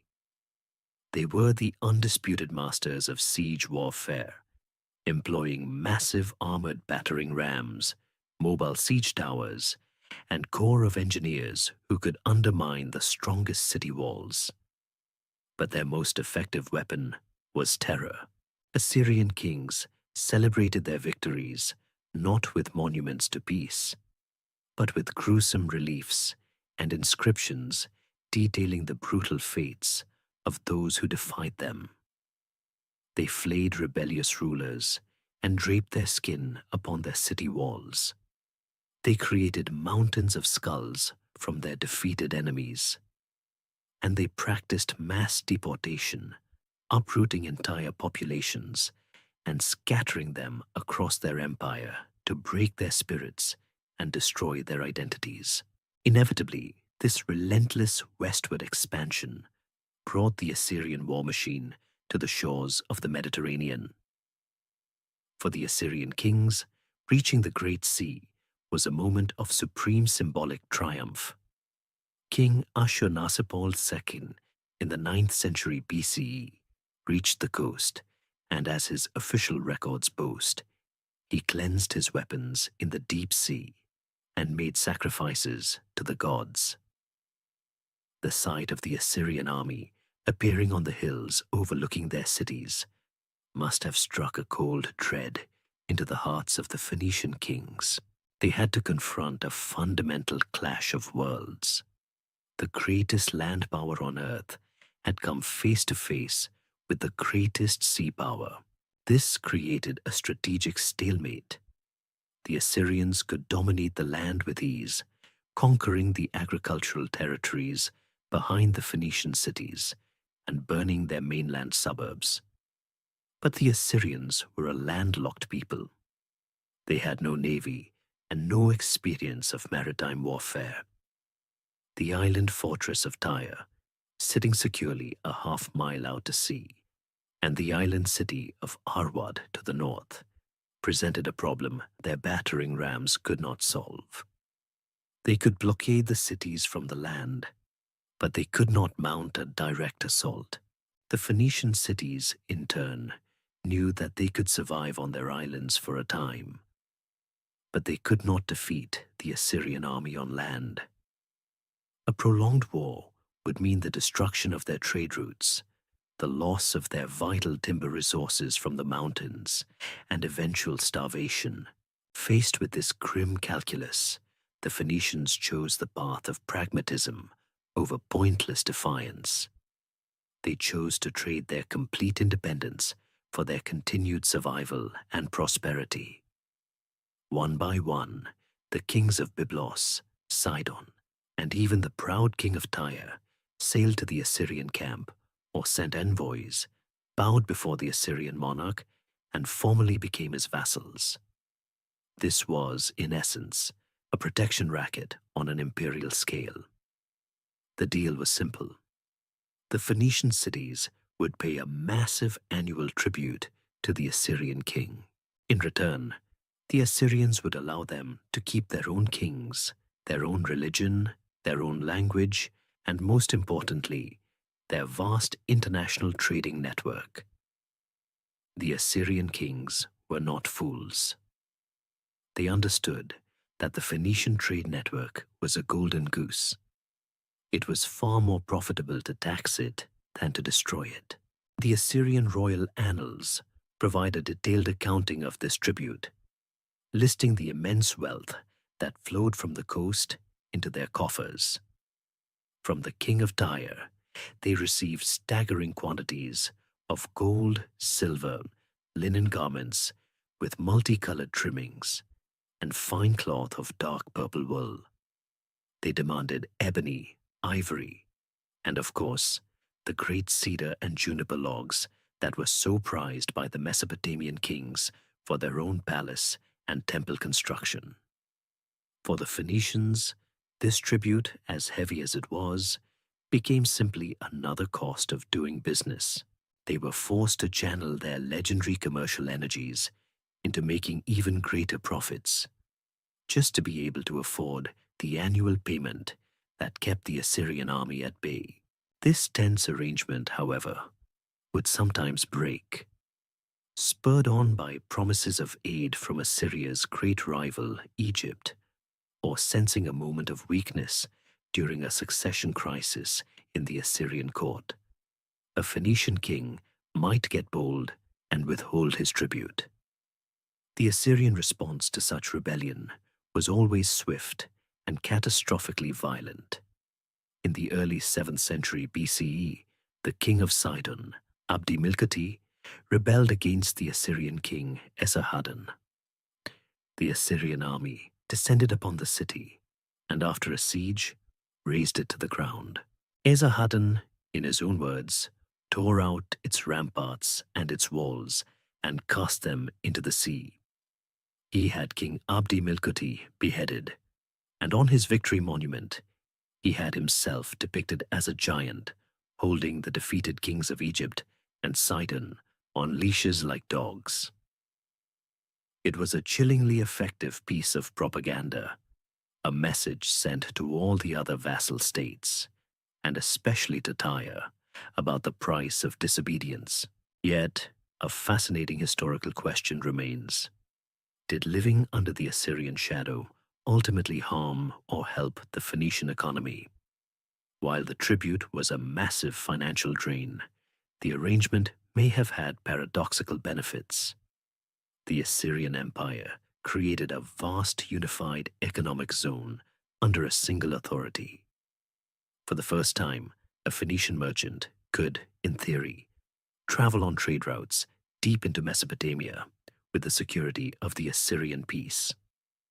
The Assyrian elites, enriched by the plunder of their empire, became a huge new market for Phoenician luxury goods. As long as they paid their dues, the Phoenicians became the official maritime merchants, the luxury goods suppliers, and the shipping agents for their own overlords. They had survived their first great existential threat, not by fighting, but by turning their subjugation into the biggest business contract in the world. The brutal Assyrian Empire, which had dominated the Near East for 3 centuries, was a fearsome and predictable beast. But like all great predators, it eventually grew old and was brought down by younger, hungrier rivals. The fall of its capital, Nineveh, in 612 BCE, to a coalition of Babylonians and Medes sent shockwaves across the region. For the long-suffering cities of Phoenicia, however, this was not a moment of liberation. It was merely a change of management. Out of the ashes of Assyria rose the glittering and ambitious Neo-Babylonian Empire, and its greatest king, Nebuchadnezzar II, had his eyes fixed firmly on the riches of the Levant. The defiant city of Tyre, which had managed the Assyrians for so long, was about to face the greatest test of its existence. Nebuchadnezzar II was a figure of immense power and historical resonance. He was not just a conqueror, but a builder on a scale that beggared belief. The man who would transform his capital, Babylon, into the largest and most magnificent city in the world, complete with the legendary Ishtar Gate and the fabled Hanging Gardens. Like the Assyrian kings before him, he knew that to secure his empire, he had to control the western trade routes that terminated on the Phoenician coast. The wealth that flowed through Tyre was essential for funding his grand projects. Furthermore, his great rival, Egypt, was once again stirring up trouble in the region, encouraging the small Levantine states to rebel against Babylonian authority. The king of Tyre at the time, Ithobal III, made a fateful decision. He chose to defy the new Babylonian superpower, placing his faith in an alliance with the Egyptian pharaoh Apries. He withheld tribute and effectively declared his city's independence. For Nebuchadnezzar, this was an act of rebellion that could not be tolerated. In 586 BCE, having already conquered the kingdom of Judah and destroyed Jerusalem, he marched his victorious and seemingly invincible army to the coast of Lebanon. His goal was to make a final, brutal example of the last holdout, the proud and stubborn island city of Tyre. The stage was set for one of the most epic and grueling sieges in the history of the ancient world. When the vast Babylonian army arrived and set up camp on the mainland, they were confronted with the same strategic nightmare that had frustrated the Assyrians. Before them, half a mile out to sea, the island of Tyre glittered defiantly, its stone walls rising directly from the waves. The city's two harbors were full of ships, able to bring in supplies from its colonies and allies across the sea. Nebuchadnezzar's mighty legions, his siege engines, and his cavalry were all useless. He was a master of the land, but Tyre was a creature of the sea. Frustrated but implacable, Nebuchadnezzar refused to be deterred. If he could not sail to the island, he would bring the land to the island. He commanded his engineers to undertake a monumental, almost insane feat of construction. They were to build a causeway, a solid land bridge or mole, right across the sea channel to the city walls. And so, the great siege began. The sound of thousands of axes echoed in the mountains as Nebuchadnezzar's soldiers and conscripted laborers felled the ancient cedar and cypress forests of Lebanon. An army of quarrymen chipped away at the rock, and a never-ending train of workers hauled millions of tons of stone, earth, and timber to the shore. Slowly, painstakingly, they began to dump the fill into the sea, creating a man-made peninsula that inched its way foot by agonizing foot out towards the island. The Tyrians, however, did not wait passively for their doom. From the safety of their walls, their archers rained down arrows upon the work crews. Their small, agile warships, the Biramis, swarmed around the edges of the construction site, harassing the Babylonian barges and disrupting the flow of materials. They launched daring commando raids under the cover of darkness. Most effectively, they employed fire ships, old vessels packed with sulfur, pitch, and other combustibles. They would wait for a favorable wind, set these ships ablaze, and guide them directly into the wooden support structures and siege towers at the head of the mole, turning years of Babylonian labor into a raging inferno. The siege became a colossal battle of wills. It dragged on, month after month, year after year. A whole decade passed. A soldier in Nebuchadnezzar's army, who had arrived as a young man, was now middle-aged. A child, born within the walls of Tyre at the start of the siege, was now a teenager who had never set foot on the mainland, for whom the state of siege was the only reality they had ever known. It was a 13-year testament to Tyrian resolve and Babylonian persistence. A slow, grinding war of attrition that became legendary throughout the ancient world. But how did it end?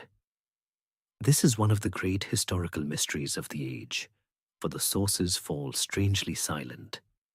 There is no triumphant Babylonian inscription boasting of the sack of Tyre. The Hebrew prophet Ezekiel, who had confidently predicted the city's utter annihilation by Nebuchadnezzar, later issued a second remarkable prophecy. He admitted that Nebuchadnezzar and his army had labored hard against Tyre, but in the end, they got no wages from Tyre for the labor that he had performed against it. The evidence strongly suggests that the siege did not end with a bloody assault and a Babylonian victory. The most likely scenario is a negotiated settlement. After 13 exhausting years, with the causeway perhaps still unfinished and his army on the verge of mutiny, Nebuchadnezzar likely accepted a compromise. Tyre agreed to submit, to formally acknowledge Babylonian authority and pay tribute once more. In return, Nebuchadnezzar could claim a symbolic victory, save face, and march his weary army away. Tyre had survived. The island had not been breached. It was an astonishing feat of endurance. But it was a victory that came at a catastrophic cost. 13 years of blockade had strangled its trade and shattered its economy. The city was exhausted, its treasury empty, its spirit worn thin. It had stared down the most powerful king on earth and held its ground, but the effort had bled the city of its strength, and its golden age of true independence was now well and truly over. The Babylonian Empire, for all its golden splendor under Nebuchadnezzar, was surprisingly short-lived. Its foundations were brittle, and in 539 BCE, it was conquered by a new and dynamic power rising from the highlands of Iran, the Persians, led by their visionary king, Cyrus the Great. As the Persian army marched triumphantly through the gates of Babylon, the Phoenician cities, now well practiced in the art of political survival, once again found themselves with a new master. But this time, the relationship would be profoundly different. The Persians were not the Babylonians, and they were certainly not the Assyrians. For the Phoenicians, this change of management would usher in an era not of reluctant vassalage, but of privileged partnership. Cyrus and his successors in the Achaemenid dynasty governed their vast multicultural empire with a remarkably different philosophy. Where the Assyrians had ruled through terror and deportation, the Persians practiced a policy of relative tolerance and local autonomy. Cyrus famously allowed the Jews, exiled in Babylon, to return to their homeland and rebuild their temple. He presented himself not as a brutal conqueror, but as a liberator who respected the customs and religions of his subjects. For the pragmatic Phoenicians, this was a welcome and reassuring change. They quickly and peacefully submitted to Persian authority, and in return, they were granted a status unlike any they had known before. The Persian kings, from Cyrus to Darius the Great, and his son Xerxes, presided over the largest empire the world had ever seen, a colossal territory that stretched from the Indus Valley to the shores of the Aegean Sea. But this mighty land empire had a critical, glaring weakness. It had no navy. The Persians were a people of the highlands and plains, horsemen and archers, not sailors. Yet, their imperial ambitions lay to the west, across the water. They needed to control the eastern Mediterranean, conquer Egypt, and fatefully, they dreamed of subjugating the troublesome and fiercely independent city-states of Greece. To project their power across the sea, to transport their vast armies, and to keep them supplied, they needed a world-class fleet. And there was only one place in their entire sprawling empire where such a fleet could be built, crewed, and commanded by the most experienced sailors on earth: the shipyards of Phoenicia. This mutual need formed the basis of a grand strategic bargain. The Phoenician cities would become the indispensable maritime arm of the Persian Empire. Their shipwrights would build the mighty triremes, their forests would provide the timber, and their captains and crews would command the most prestigious squadron in the great king's navy. In exchange for this vital service, they were treated not as conquered subjects, but as esteemed and essential allies. While they still paid an annual tribute, the kings of Tyre and Sidon were given honored places in the imperial council. Herodotus tells us they had seats of honor, second only to the Persian king himself in council meetings. For the first time in centuries, they had a voice at the imperial table. Their expertise in naval and commercial matters highly valued by their overlords. This partnership was cemented during the Persian conquest of Egypt in 525 BCE.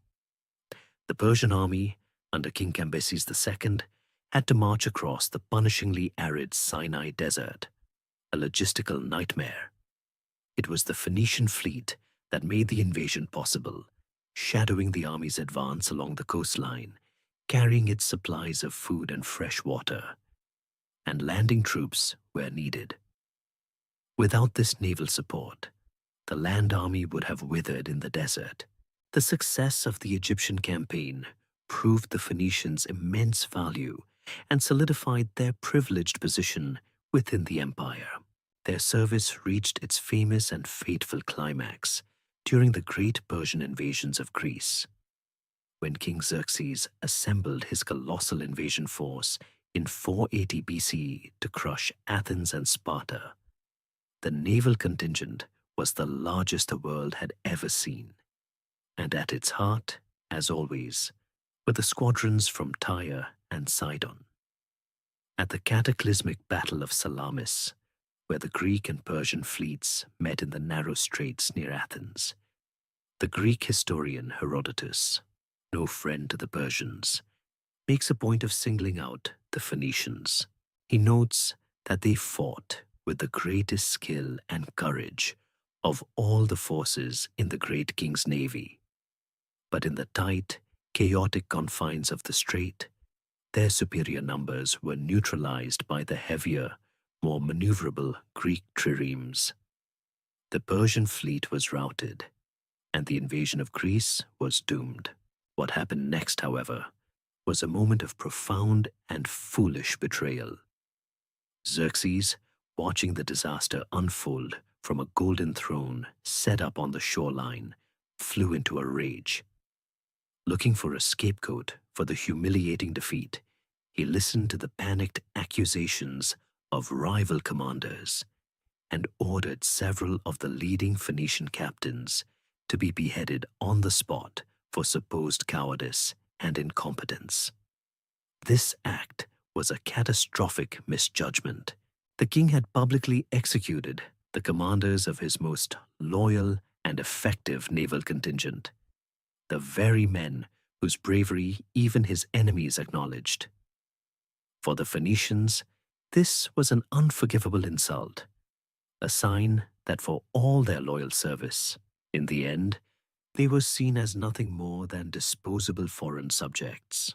This moment of betrayal at Salamis likely marked the beginning of the end for the warm relationship between Persia and its Phoenician mariners. A deep sense of resentment seems to have taken root.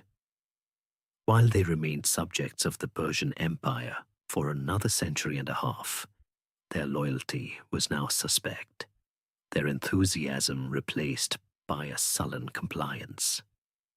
The grand bargain had been broken. The trust that had been carefully built over generations had been shattered in a single afternoon of royal fury. This simmering resentment would eventually boil over into open revolt. But for now, the Phoenicians returned to their ports, their pride wounded and their faith in their masters gone. The bitter taste of betrayal mingling with the salt of the sea. Long before their fateful service in the Persian navy, and a generation before Nebuchadnezzar's great siege, the Phoenicians likely undertook what may have been the single greatest feat of exploration in the ancient world. It was a journey so audacious, so far beyond the known horizons of their time, that its telling, centuries later, was met with widespread disbelief, even by the learned men who recorded it. The incredible story comes to us from the endlessly curious Greek historian Herodotus, and it concerns nothing less than the first circumnavigation of the entire continent of Africa. The tale begins not in Phoenicia itself, but in Egypt around the year 600 BCE. The Assyrian shadow had receded, and the Babylonian threat had not yet fully materialized. In this brief window of renewed independence, a dynamic and forward-thinking pharaoh named Necho II sat on the throne. Necho was a great builder and a man with a keen interest in expanding Egypt's commercial power. He began the colossal project of digging a canal to link the Nile with the Red Sea. hoping to create a direct waterway for trade to the south and east. It was this same global strategic mindset that led him to ponder a fundamental question of geography. Was the landmass they called Libya, the continent of Africa, surrounded on all sides by the sea? Or did it extend infinitely to the south? To find the answer, he turned to the only people in the world with the ships, the skill, and the sheer nerve to undertake such a voyage. The Phoenicians, as Herodotus tells the story. Necho II summoned a group of Phoenician captains and gave them a commission of breathtaking ambition. He ordered them to take their ships, not into the familiar Mediterranean, but south, out of the Red Sea, and into the unknown waters of what we now call the Indian Ocean.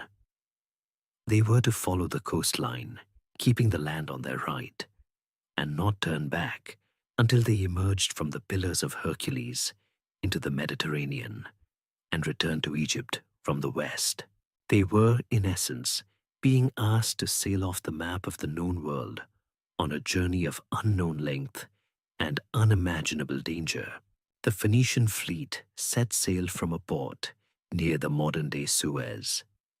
They pushed south down the coast of East Africa into waters no Mediterranean sailor had ever seen. The logistics of such a journey were staggering. Their ships were far too small to carry provisions for a multi-year voyage. And so, they adopted a clever and patient strategy. As the seasons turned and autumn approached, Herodotus says, they would find a suitable spot on the coast, go ashore, and plant a field of wheat. They would then wait for the crop to grow and ripen, harvest their grain, resupply their ships, and then set sail once more, continuing their slow, methodical journey southward. This leapfrogging agricultural approach, while time-consuming, was a brilliant and practical solution to the problem of long-term sustenance. For 2 full years, they continued in this manner, sailing and farming their way down one coast of Africa and then up the other. Finally, in the 3rd year of their voyage, they passed through the Pillars of Hercules, the familiar gateway of the Strait of Gibraltar, and sailed east across the well-known waters of the Mediterranean, eventually returning to the Nile Delta. They had done it. They had proven that Africa was a continent that could be sailed around. But when they made their report to the Pharaoh's court, they included a detail so strange, so contrary to all known experience, that Herodotus himself, writing the story some 150 years later, felt compelled to add a personal note of skepticism. For my part, he wrote, I do not believe them, though others may. The unbelievable detail was this. The Phoenician sailors claimed that as they were rounding the southern tip of the continent, sailing west, they observed the midday sun on their right-hand side. To Herodotus and every other person living in the northern hemisphere, this was patent nonsense. From their perspective, whether in Greece, Egypt, or Persia, the sun always traveled across the southern part of the sky. To get from east to west, it always passed on your left if you were facing west. To say it was on their right was a claim that seemed to defy the fundamental laws of nature. And yet, this single, dismissed detail is precisely what convinces most modern historians that the voyage actually happened. It is a piece of evidence of stunning, unintentional authenticity. For a ship to be sailing west around what we now know is the Cape of Good Hope, it would be deep in the southern hemisphere. And for any observer in the southern hemisphere, the midday sun does indeed cross the northern part of the sky. Thus, for sailors on a westward course, the sun would have been, just as they reported, on their right. This is a subtle astronomical fact that no one in the ancient Mediterranean world could have possibly known or had any reason to invent. The fact that Herodotus found it unbelievable is the best proof of its veracity. Still, the voyage remains controversial, largely because of the silence of other sources. No Egyptian or Phoenician record of this monumental achievement has ever been found. And if the route was proven to be navigable, why was it not immediately exploited for trade? The answers are likely practical. The journey was simply too long and too dangerous to be commercially viable, and ancient records on papyrus rarely survive the ravages of time. While absolute proof may be lost to history, the internal logic of the story, the practical method of farming, and the astronomically correct, unbelievable detail about the sun is so powerful that it's hard to dismiss. It remains a tantalizing glimpse of the true extent of Phoenician seamanship, a quiet testament to a handful of anonymous sailors who, 2,000 years before Vasco da Gama, may have been the first to round the Horn of Africa and gaze upon two oceans at once.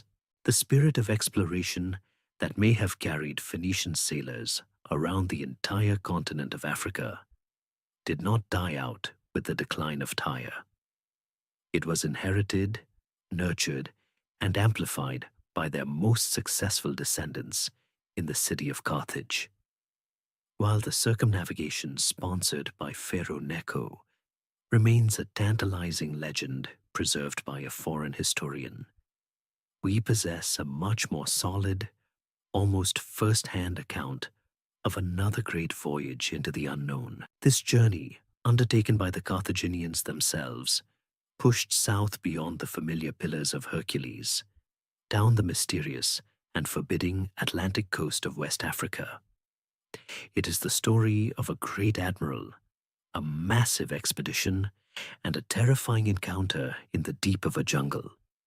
And it comes to us from the captain's own report, The Voyage of Hanno the Navigator. The expedition took place sometime around 500 BCE, a period when Carthage was flexing its muscles as the undisputed master of the Western Mediterranean, with their control of the sea lanes to Spain and Sardinia secure. Carthaginian leaders looked to a new frontier, the vast unknown coast of Africa beyond the Strait of Gibraltar. Their motivations were a classic Phoenician blend of commercial ambition and strategic foresight. They hoped to discover new sources of gold and other valuable African commodities, bypassing the long, dangerous, and expensive trans-Saharan caravan routes controlled by desert tribes. At the same time, they sought to establish a permanent chain of colonies along the Atlantic coast, securing this new trade route for Carthage alone. This was no small scouting mission. The account of the voyage, known as the Periplus of Hanno, begins by stating the sheer scale of the undertaking. By decree of the Carthaginian Senate, Hanno set sail from the city with a fleet of 60 50-odd galleys. Aboard these ships were a staggering 30,000 men and women, provided with supplies and provisions for founding new cities. This was a major state-sponsored effort, an act of national ambition. It was less a voyage of pure discovery, and more a massive floating colonization project, designed to project Carthaginian power into the Atlantic. After passing through the Pillars of Hercules, the great fleet turned south, keeping the coast of Africa to its left. Hanno's first order of business was to establish the new colonies, securing the first leg of their journey. They founded several cities along the coast of what is now Morocco, leaving behind settlers and supplies. Pressing further south, they encountered a friendly, nomadic, pastoral tribe called the Lixitai. A crucial and intelligent diplomatic move was made. Hanno took several of the Lixite aboard his ships to act as interpreters, a decision that would prove vital as they moved into ever-stranger lands. With their Lixite guides, the fleet continued its journey into the unknown. The landscape grew more alien. They sailed past a vast, barren desert that stretched to the coast, and then reached the mouth of a great river, which they reported was filled with crocodiles and hippopotamuses, an authentic detail that points to a journey far south into a truly African environment. As they sailed on, the world began to feel more menacing. One night, as they lay at anchor in a coastal bay, they saw that the land was alive with the light of countless fires. They could hear the eerie, unsettling sounds of flutes, the clash of cymbals, and the thunderous beat of drums echoing from the dark interior. A great terror fell upon the crews. Their interpreters warned them to leave quickly, explaining that this was the custom of the people of this land. Their sense of awe and fear would only grow. A few days later, they sailed past a mountain that was spouting immense torrents of fire that seemed to pour directly into the sea. By night, the mountain glowed with a terrifying light. They named it Theon Okama, the chariot of the gods. Most modern historians believe Hanno and his men were witnessing a spectacular eruption of Mount Cameroon, a massive volcano on the coast of the Gulf of Guinea. For these sailors from the calm Mediterranean, it must have seemed as if they had sailed to the edge of the world and were now witnessing the forge of the gods themselves. The climax of the journey, and its most famous episode, came shortly after. They sailed into a deep bay, and at its end found an island. This island was inhabited, the report says, by savage people whose bodies were hairy and whom our interpreters call gorilli. This is the first known use of a word that would, 2 millennia later, be given to the great apes. Hanno's men pursued these creatures. The males, he reported, proved impossible to catch, escaping up steep cliffs and defending themselves by throwing stones. The Carthaginians did, however, manage to capture 3 of the females, but the creatures were so ferocious, biting and scratching their captors with such violence that the sailors could not transport them back to the ships alive. So they killed them, and in the scientific spirit of the age, they skinned them and carefully preserved the hairy hides to bring back to Carthage as proof of their discovery. Soon after this encounter, with their provisions beginning to run low, Hanno gave the order to turn back. The question that has fascinated historians ever since is, just how far did they get? The debate continues, but the evidence for a very long journey is compelling. The descriptions of crocodiles and hippos, the eruption of a great volcano, and the encounter with a species of great ape all point to a voyage that reached deep into the Gulf of Guinea, perhaps as far as modern Gabon. If so, it was an incredible feat of navigation and endurance, a journey of thousands of miles down a completely uncharted coast. Hanno's own account, his periplus, was inscribed on a stone tablet and dedicated in the temple of Baal Haman in Carthage upon his return. The original is lost, but a short Greek translation survived, a tantalizing summary of one of history's greatest voyages. The shaggy gorilla skins he brought back were reportedly still on display in the temple centuries later. A final, tangible piece of evidence from the edge of the world, even as Carthaginian explorers like Hanno were pushing the boundaries of the known world into the Atlantic. Back in the familiar waters of the Mediterranean, a new and formidable commercial rival was rising to prominence. They were not a unified empire like the ones the Phoenicians had dealt with in the East, but a scattered collection of fiercely independent and competitive city-states, much like the Phoenicians themselves. They were brilliant sailors, savvy traders, and ambitious colonizers. They were the Greeks, and the centuries-long encounter between these two great seafaring peoples would come to define the history and the very character of the ancient Mediterranean. Their relationship was one of profound complexity, a rich and often volatile mixture of bitter rivalry, grudging respect, and deep cultural cross-pollination. They were, in many ways, two sides of the same coin. Both peoples were born from mountainous, geographically constrained homelands that pushed them inexorably toward the sea. Both were organized not into a single nation, but into a constellation of proud and quarrelsome city-states, Tyre and Sidon, finding their mirrors in Corinth and Athens.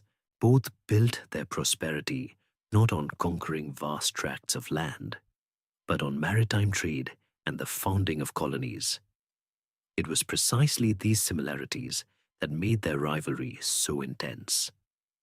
They were competing for the very same things: the same strategic harbors, the same sources of metal, the same markets for their goods. The Mediterranean, it seemed, was not big enough for both of them. This competition played out most dramatically in a great race for colonization that unfolded between the 8th and 6th centuries BCE. As Phoenician ships were establishing their string of pearls in North Africa and Spain, Greek colonists began their own explosive expansion. They founded a dense network of new cities in southern Italy, a region that became so thoroughly Hellenized it was known as Magna Graecia, or Great Greece. They settled the rich volcanic island of Sicily and pushed as far as the coasts of modern-day France and Spain. The result was a Mediterranean map that became a complex checkerboard of Greek and Phoenician spheres of influence, their settlements often existing in close, watchful proximity to one another. The flashpoint, the primary arena where this Cold War most often turned hot, was the magnificent and strategically vital island of Sicily. Situated at the very center of the sea, Sicily controlled the passage between the eastern and western basins. It was a prize neither side was willing to concede. The Greeks established powerful colonies like Syracuse and Acragas on the eastern and southern coasts of the island, while the Phoenicians, and later their Carthaginian heirs, held the formidable western strongholds of Motia, Panormus, and Saguntum. For nearly 3 centuries, the island was the stage for a series of brutal and exhausting conflicts known as the Sicilian Wars. A near-constant state of warfare as the Greek and Carthaginian cities battled for control of the island's fertile lands and trade routes. And yet, for all their conflict, these two peoples were deeply entangled. They were each other's most important trading partners and most immediate cultural neighbors. The greatest Phoenician gift, of course, was the one that enabled the Greeks to record their own history and literature, the alphabet. But the exchange went both ways. During what historians call the Orientalizing period of Greek art, their pottery and sculpture were suddenly flooded with Eastern motifs, like the Sphinx, the griffin, and intricate floral patterns. These designs arrived in Greece in the holds of Phoenician ships, on exquisitely carved ivories and ornate bronze bowls that were highly prized by the Greek aristocracy. In turn, later Phoenician art shows a clear and powerful influence from the elegant, naturalistic styles of their Greek rivals. This cultural borrowing extended even to the heavens. When the Greeks encountered the Phoenician gods, they did not simply dismiss them. They sought to understand them by finding parallels within their own pantheon. They recognized in the figure of Melkart, the heroic patron god of Tyre, who died and was reborn each year, a reflection of their own mighty Heracles. They saw in the worship of the great goddess Astarte many of the qualities of their own goddess of love, Aphrodite. This process of religious syncretism reveals a deep and prolonged interaction, a recognition of a shared humanity beneath the different names and rituals. So why, despite these deep connections, did they remain so distinct, so often opposed? The answer may lie in a fundamental difference in their worldviews. The Phoenicians were, first and foremost, a practical and commercial people. Their genius was in business, logistics, and manufacturing.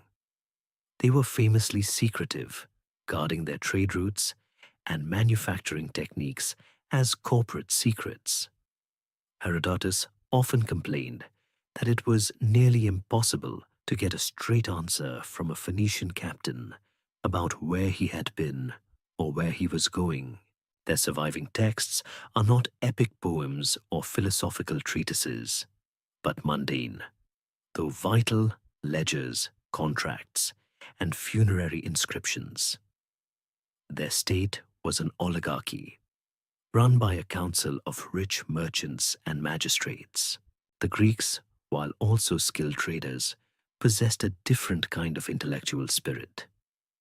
They developed a deep curiosity about the world for its own sake. They invented history, drama, and philosophy. They sought to understand and explain the cosmos, not just through myth, but through logic and inquiry. They celebrated the ideal of the polis, the community of citizens, and experimented with radical new political ideas like democracy. They were inquisitive, argumentative, and loquacious, where the Phoenicians were pragmatic and taciturn. One could imagine a Greek and a Phoenician captain encountering a new island. The Phoenician would immediately assess its harbors, resources, and market potential, while the Greek would want to know the names of the local gods, the nature of their political system, and what stories they told about the creation of the world.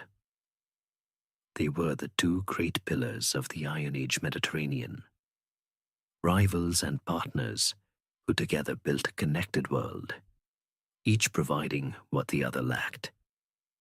It was the most consequential and productive rivalry the ancient world had ever known. The long and complex rivalry between the Phoenicians and the Greeks was, for centuries, a struggle between relative equals. But in the middle of the 4th century BCE, a force emerged from the mountainous north of Greece that would shatter this balance of power forever. A young and brilliant Macedonian king named Alexander, having inherited a united Greece and an unquenchable thirst for glory, crossed into Asia to challenge the full might of the Persian Empire.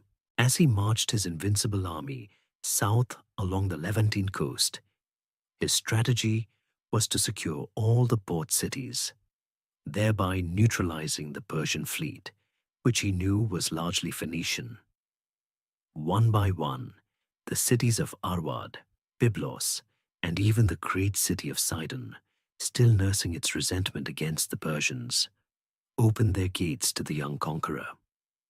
But one city stood defiant, a prize Alexander had to take, and a symbol of resistance he was determined to break. The ancient, proud, and seemingly impregnable island fortress of Tyre. When Alexander and his army arrived in 332 BCE, he sent heralds to the city with a demand for its surrender.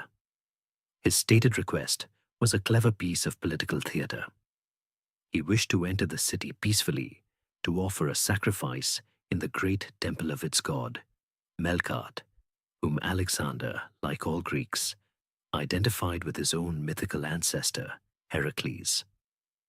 For the Tyrians, this was an unacceptable proposition. They were the last bastion of true Phoenician power, confident in the sea and the stone walls that had held off the mighty Nebuchadnezzar for 13 years. To allow Alexander inside would be to acknowledge him as their master. They sent back a polite but firm refusal. They would be his allies, but not his subjects. He was welcome to sacrifice at the older temple to Melkart on the mainland, they offered, but the island city was sovereign. For Alexander, a man whose entire legend was built upon never being denied, this was an intolerable insult. The lines were drawn. Alexander was a keen student of history. He knew all about Nebuchadnezzar's failed siege and the frustrating limitations of a land army against a sea power. He decided he would succeed where the Babylonian king had failed. He would build another causeway, but he would do it with Macedonian engineering, speed, and ruthless determination. He commanded his army to demolish the old mainland portion of Tyre, using its stones, rubble, and timber as the raw material for his great mole. The work began at a ferocious pace. A land-based army attempting to pave a road across the sea, 200 feet wide, inching its way towards the island. The Tyrians, with their powerful navy and generations of experience in maritime warfare, responded with fierce and effective resistance. Their ships, nimble and quick, would sail close to the causeway, their decks mounted with stone-throwing catapults, raining down a punishing barrage on the Macedonian work crews. They sent divers, swimming silently underwater at night, to pull away the wooden piles that stabilized the structure. Their most spectacular counterattack came when the mole was nearing the city. They took a large old ship, packed it with pitch, sulfur, and every combustible material they could find, and weighted its stern so that its bow rose high in the air like a great fire-breathing monster. On a day with a favorable wind, they towed it towards the causeway, set it ablaze, and aimed it directly at the two enormous wooden siege towers Alexander had constructed at the head of his mole. The fire ship crashed into the towers with a terrifying roar, and the entire structure was consumed in a spectacular inferno, undoing months of Macedonian labor in a single afternoon. A lesser general might have given up, but Alexander was adaptable. The fire ship attack taught him a crucial lesson. He could not defeat a sea power without a sea power of his own. He paused the construction of the mole and traveled north to the city of Sidon. There he put his diplomatic skills to work. He gathered the fleets of the Phoenician cities that had already surrendered to him: Sidon, Byblos, and Awad. He summoned more ships from his allies in Rhodes and Cyprus. In a remarkably short time, he had assembled a massive armada of over 200 warships. He'd returned to Tyre not just as a general, but as an admiral. The Phoenician civil war was now complete. The fleets of Sidon and Byblos were now preparing to attack their sister city, Tyre. With this new fleet, Alexander changed the game entirely. He now commanded the sea. He sailed his armada to Tyre and decisively defeated the Tyrian navy in a sea battle, then used his ships to establish a total blockade of the city's two harbors. The island was now completely cut off. Its greatest advantage, its connection to the sea, now turned into a prison wall. Under the protection of his fleet, the Macedonians completed the causeway. Alexander rolled his colossal siege engines, towers reportedly 150 feet high, taller than the city walls, armed with catapults and assault bridges, along the mole and up to the city's ramparts. For weeks, the city endured a relentless bombardment. Finally, a section of the southern wall was breached. The final assault was a scene of horrific carnage.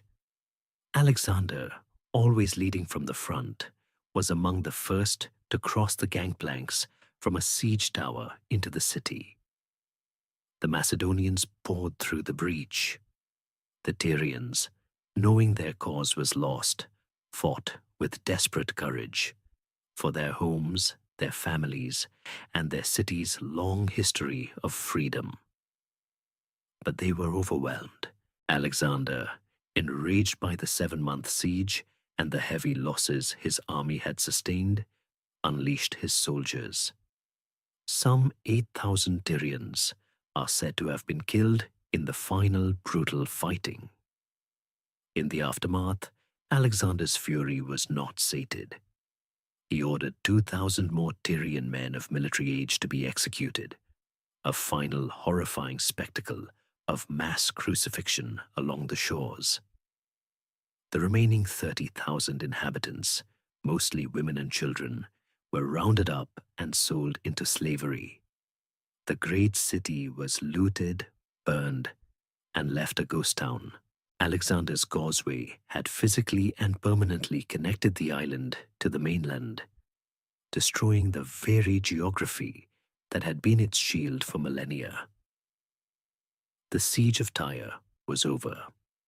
The age of Phoenician independence was finished. The brutal sack of Tyre was more than the end of a city.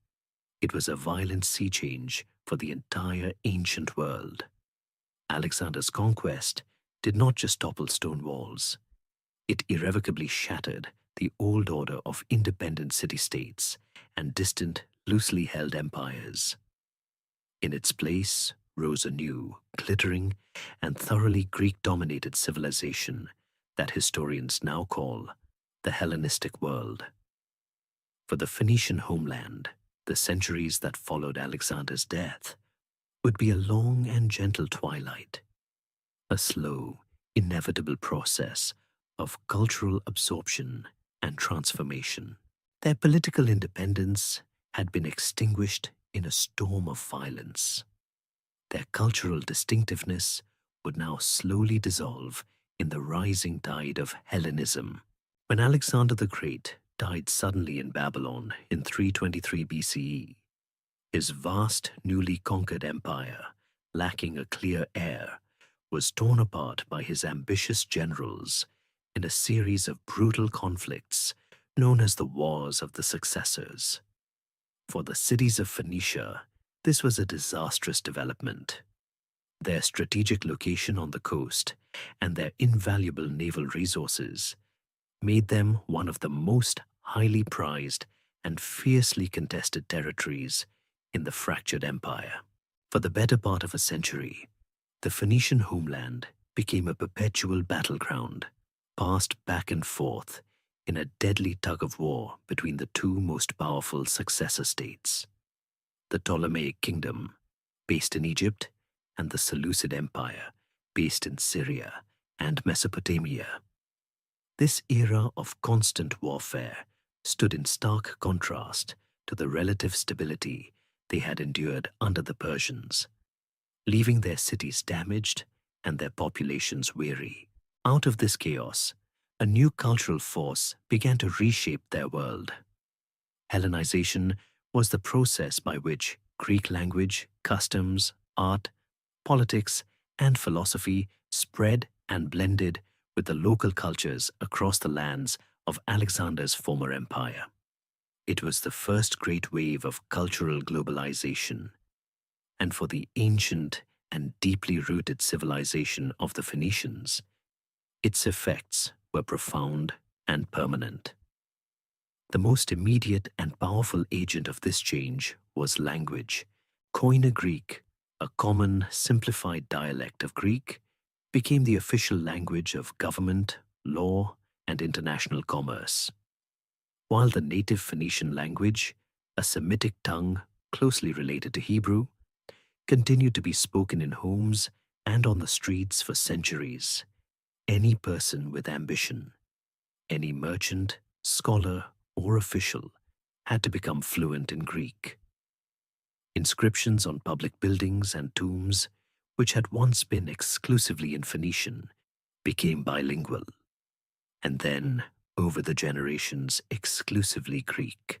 The very look and feel of their ancient cities began to change. Wealthy patrons and Hellenistic kings remodeled the old ports to resemble a proper Greek polis.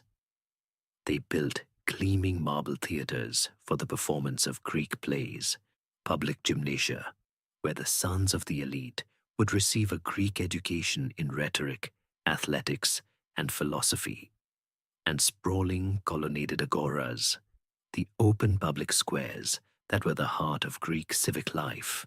The traditional Phoenician system of monarchy, which had already been weakened, was often replaced with Greek-style city councils and elected magistrates. A citizen of Sidon or Byblos might now find himself participating in a political system whose structure would have been perfectly familiar to a citizen of Athens. Even their gods began to speak with a Greek accent. The process of religious syncretism, which had begun centuries earlier, now accelerated. The great god Baal Hammon was increasingly identified with Zeus, the king of the Greek gods. The beloved goddess Astarte, queen of heaven, became ever more closely entwined with Aphrodite, and Tyre's patron hero god, Melkart, was now almost universally known by his Greek name, Heracles. The old temples were often renovated or entirely rebuilt according to the principles of Greek architecture, with elegant columns and classical proportions. The ancient Phoenician faith did not vanish overnight, but it began to wear a Greek mask, its rituals and myths reinterpreted to fit within the new cultural landscape. Even people's names began to change as Phoenician families gave their children Greek names to better fit into the new society. But this was not a simple story of cultural erasure. The Phoenicians were, as always, masters of adaptation. Their culture was not so much wiped out as it was fused with the new Hellenistic mainstream. They remained brilliant mariners and merchants. They simply conducted their business in Greek. The ports of Tyre, which was gradually rebuilt and repopulated, Sidon and Byblos remained vital hubs of Mediterranean trade. And as they absorbed the culture of the Greeks, they also began to contribute to it. Having become part of the Greek-speaking intellectual world, Phoenician cities began to produce their own renowned philosophers, scientists, and writers. Perhaps the most famous example of this fusion is Zeno of Citium. Born in a city of Phoenician origin on the island of Cyprus, Zeno would later move to Athens and found one of the most influential and enduring schools of Greek thought, Stoicism. This leads to a quiet and unanswerable historical mystery. When exactly did the Phoenicians disappear? There was no final battle, no decree that ended their existence. They simply, over the course of many generations, faded from the historical record as a distinct people. A person living in Tyre in the 2nd century BCE was likely bilingual, speaking Phoenician at home with their family and Greek in the marketplace.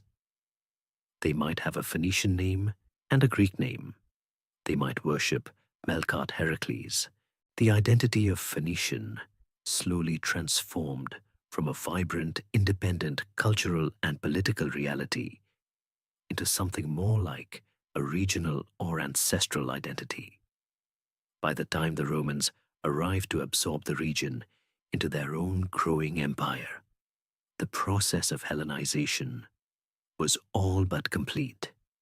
The unique culture that had given the world the alphabet, the color purple, and the courage to sail off the map had not died, but had been peacefully assimilated, its streams flowing into and becoming indistinguishable from the great river of Hellenistic civilization. As the old heartland of Phoenicia was slowly and peacefully absorbed into the great cultural melting pot of the Hellenistic world, a new, far more powerful heart began to beat in the west.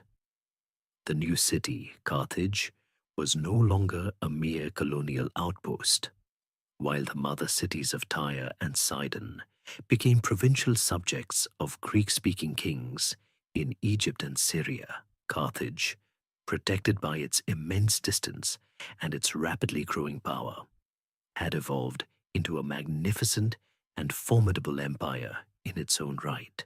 The torch of the Phoenician civilization had been passed, and in the hands of the Carthaginians, it would burn with a dazzling, aggressive, and fiercely independent new light.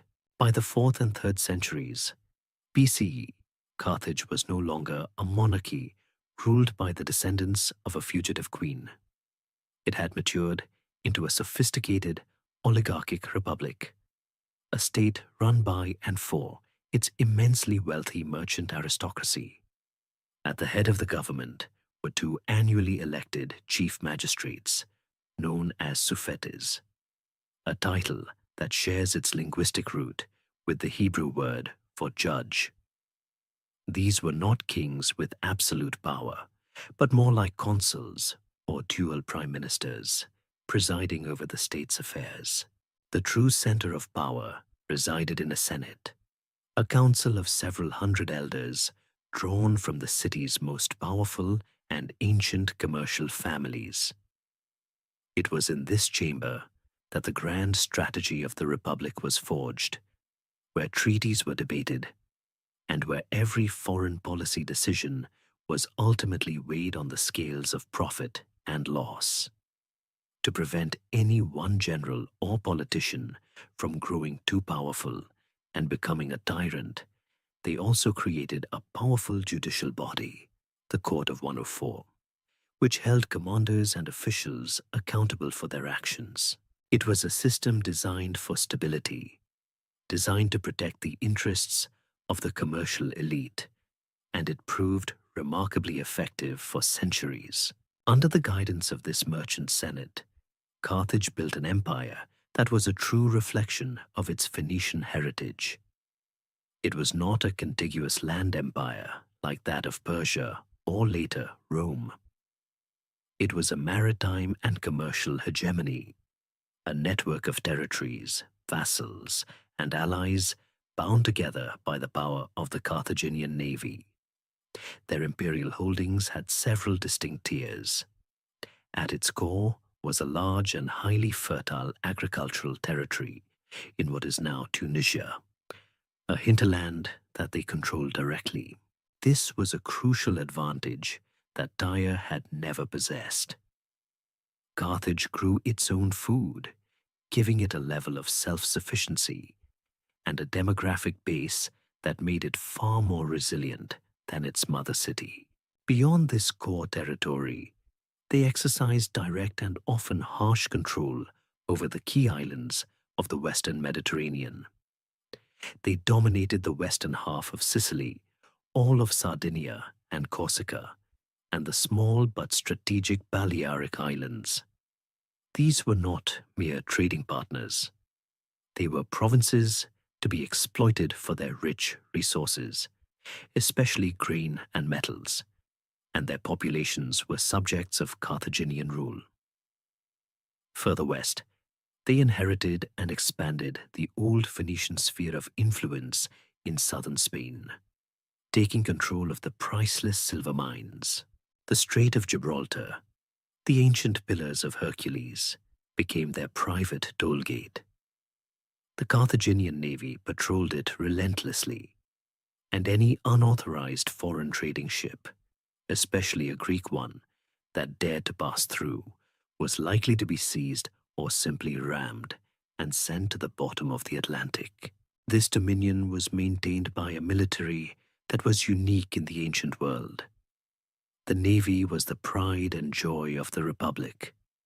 It was a massive, state-of-the-art fleet centered on the Quinquerem, a formidable war galley with 5 banks of oarsmen, the battleship of its day. The navy was crewed and commanded by Carthaginian citizens, for they understood that control of the sea was the bedrock of their entire existence. Their army, however, operated on a completely different principle. Believing their own citizens to be too valuable as merchants, administrators, and sailors to be wasted in the infantry, the Carthaginians outsourced their land warfare almost entirely. Their army was a vast multinational and professional mercenary force. This army was a colorful and formidable tapestry of the peoples of the Western Mediterranean.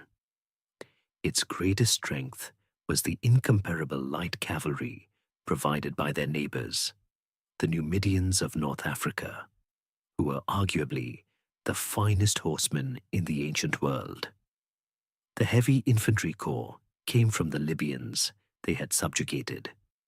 From their Spanish territories came fierce and reliable warriors, and from the Balearic Islands came their famous slingers, men who had been trained from childhood to hurl stones with lethal speed and accuracy.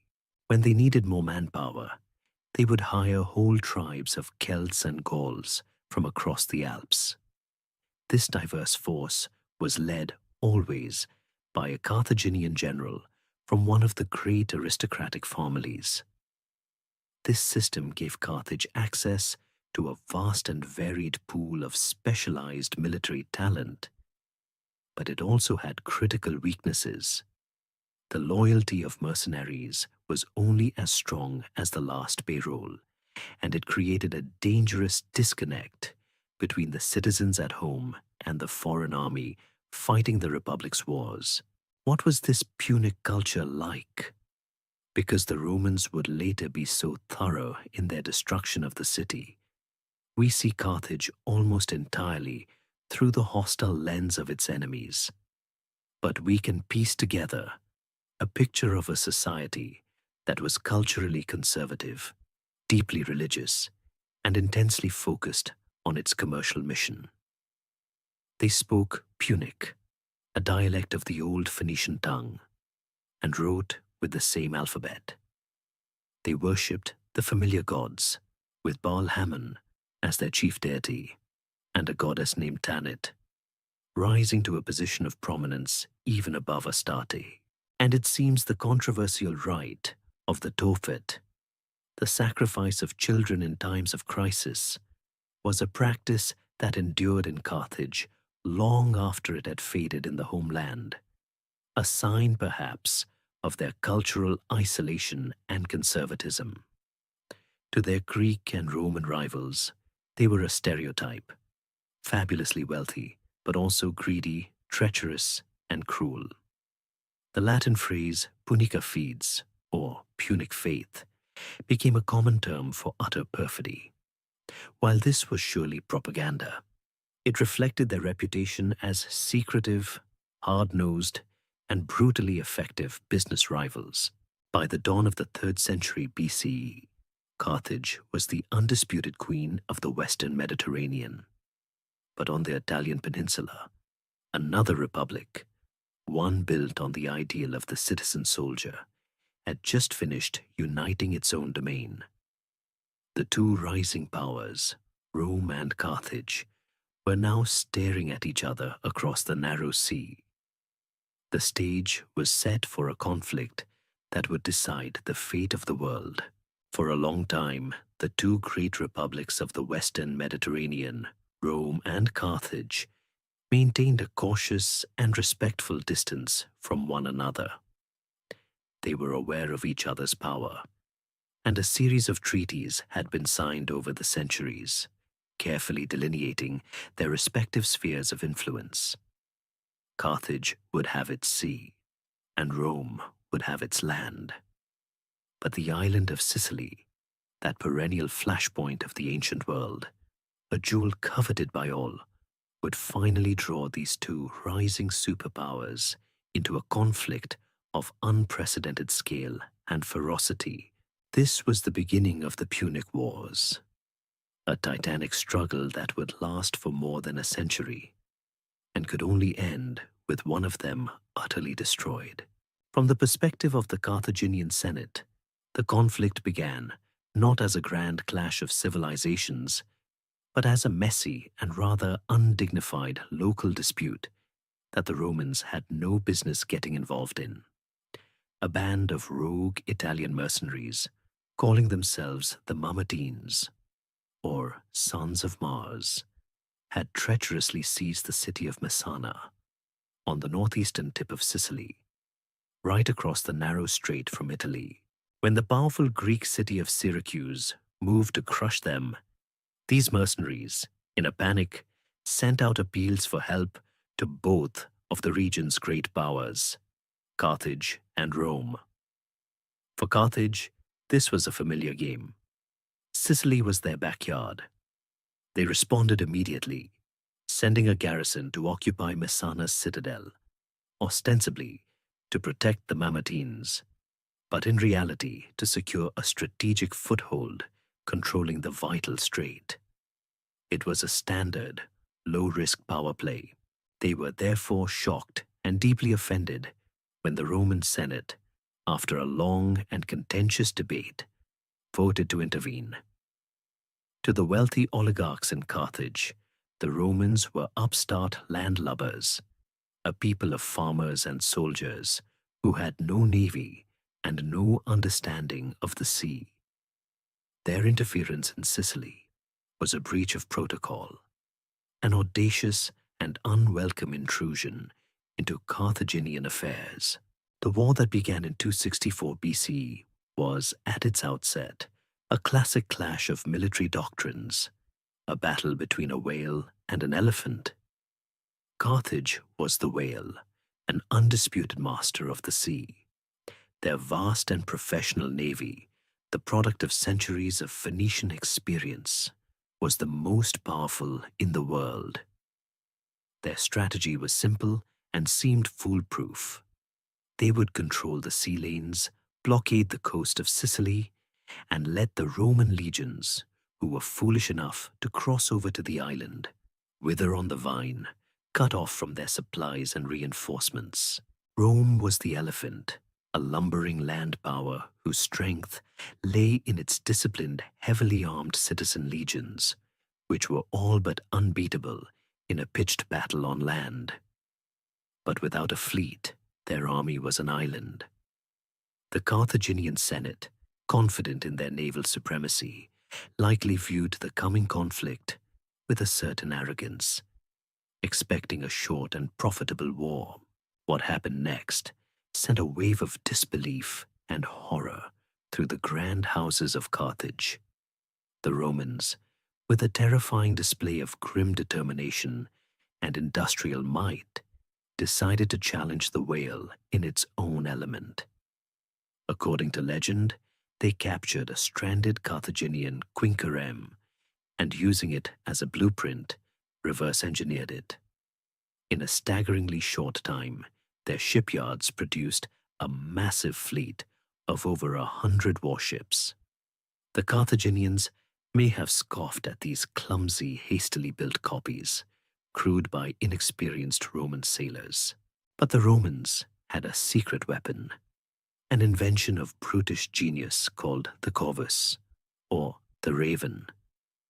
It was a huge, heavy boarding plank, hinged to the front of the ship, and armed with a heavy spike on its underside. The Roman strategy was revolutionary. They would sail directly at a Carthaginian vessel, drop the corvus so that its spike slammed down and embedded in the enemy's deck. And then, with the two ships locked together, their legionaries would storm across and turn the naval battle into a land battle. The first major test of this new reality came at the Battle of Mylae in 260 BCE. The Carthaginian admiral, expecting an easy victory, sailed his fleet out with casual confidence, not even bothering to maintain a tight formation. He was met, not with a conventional naval engagement, but with a swarm of Roman ships that slammed into his own, dropped their terrifying bridges, and disgorged waves of armored sword-wielding soldiers onto his decks. The skilled Carthaginian sailors were no match for Roman legionaries in hand-to-hand combat. The result was a stunning and humiliating defeat. Ship after ship was captured. For the first time in its history, Carthage had been beaten at sea. The whale had been harpooned.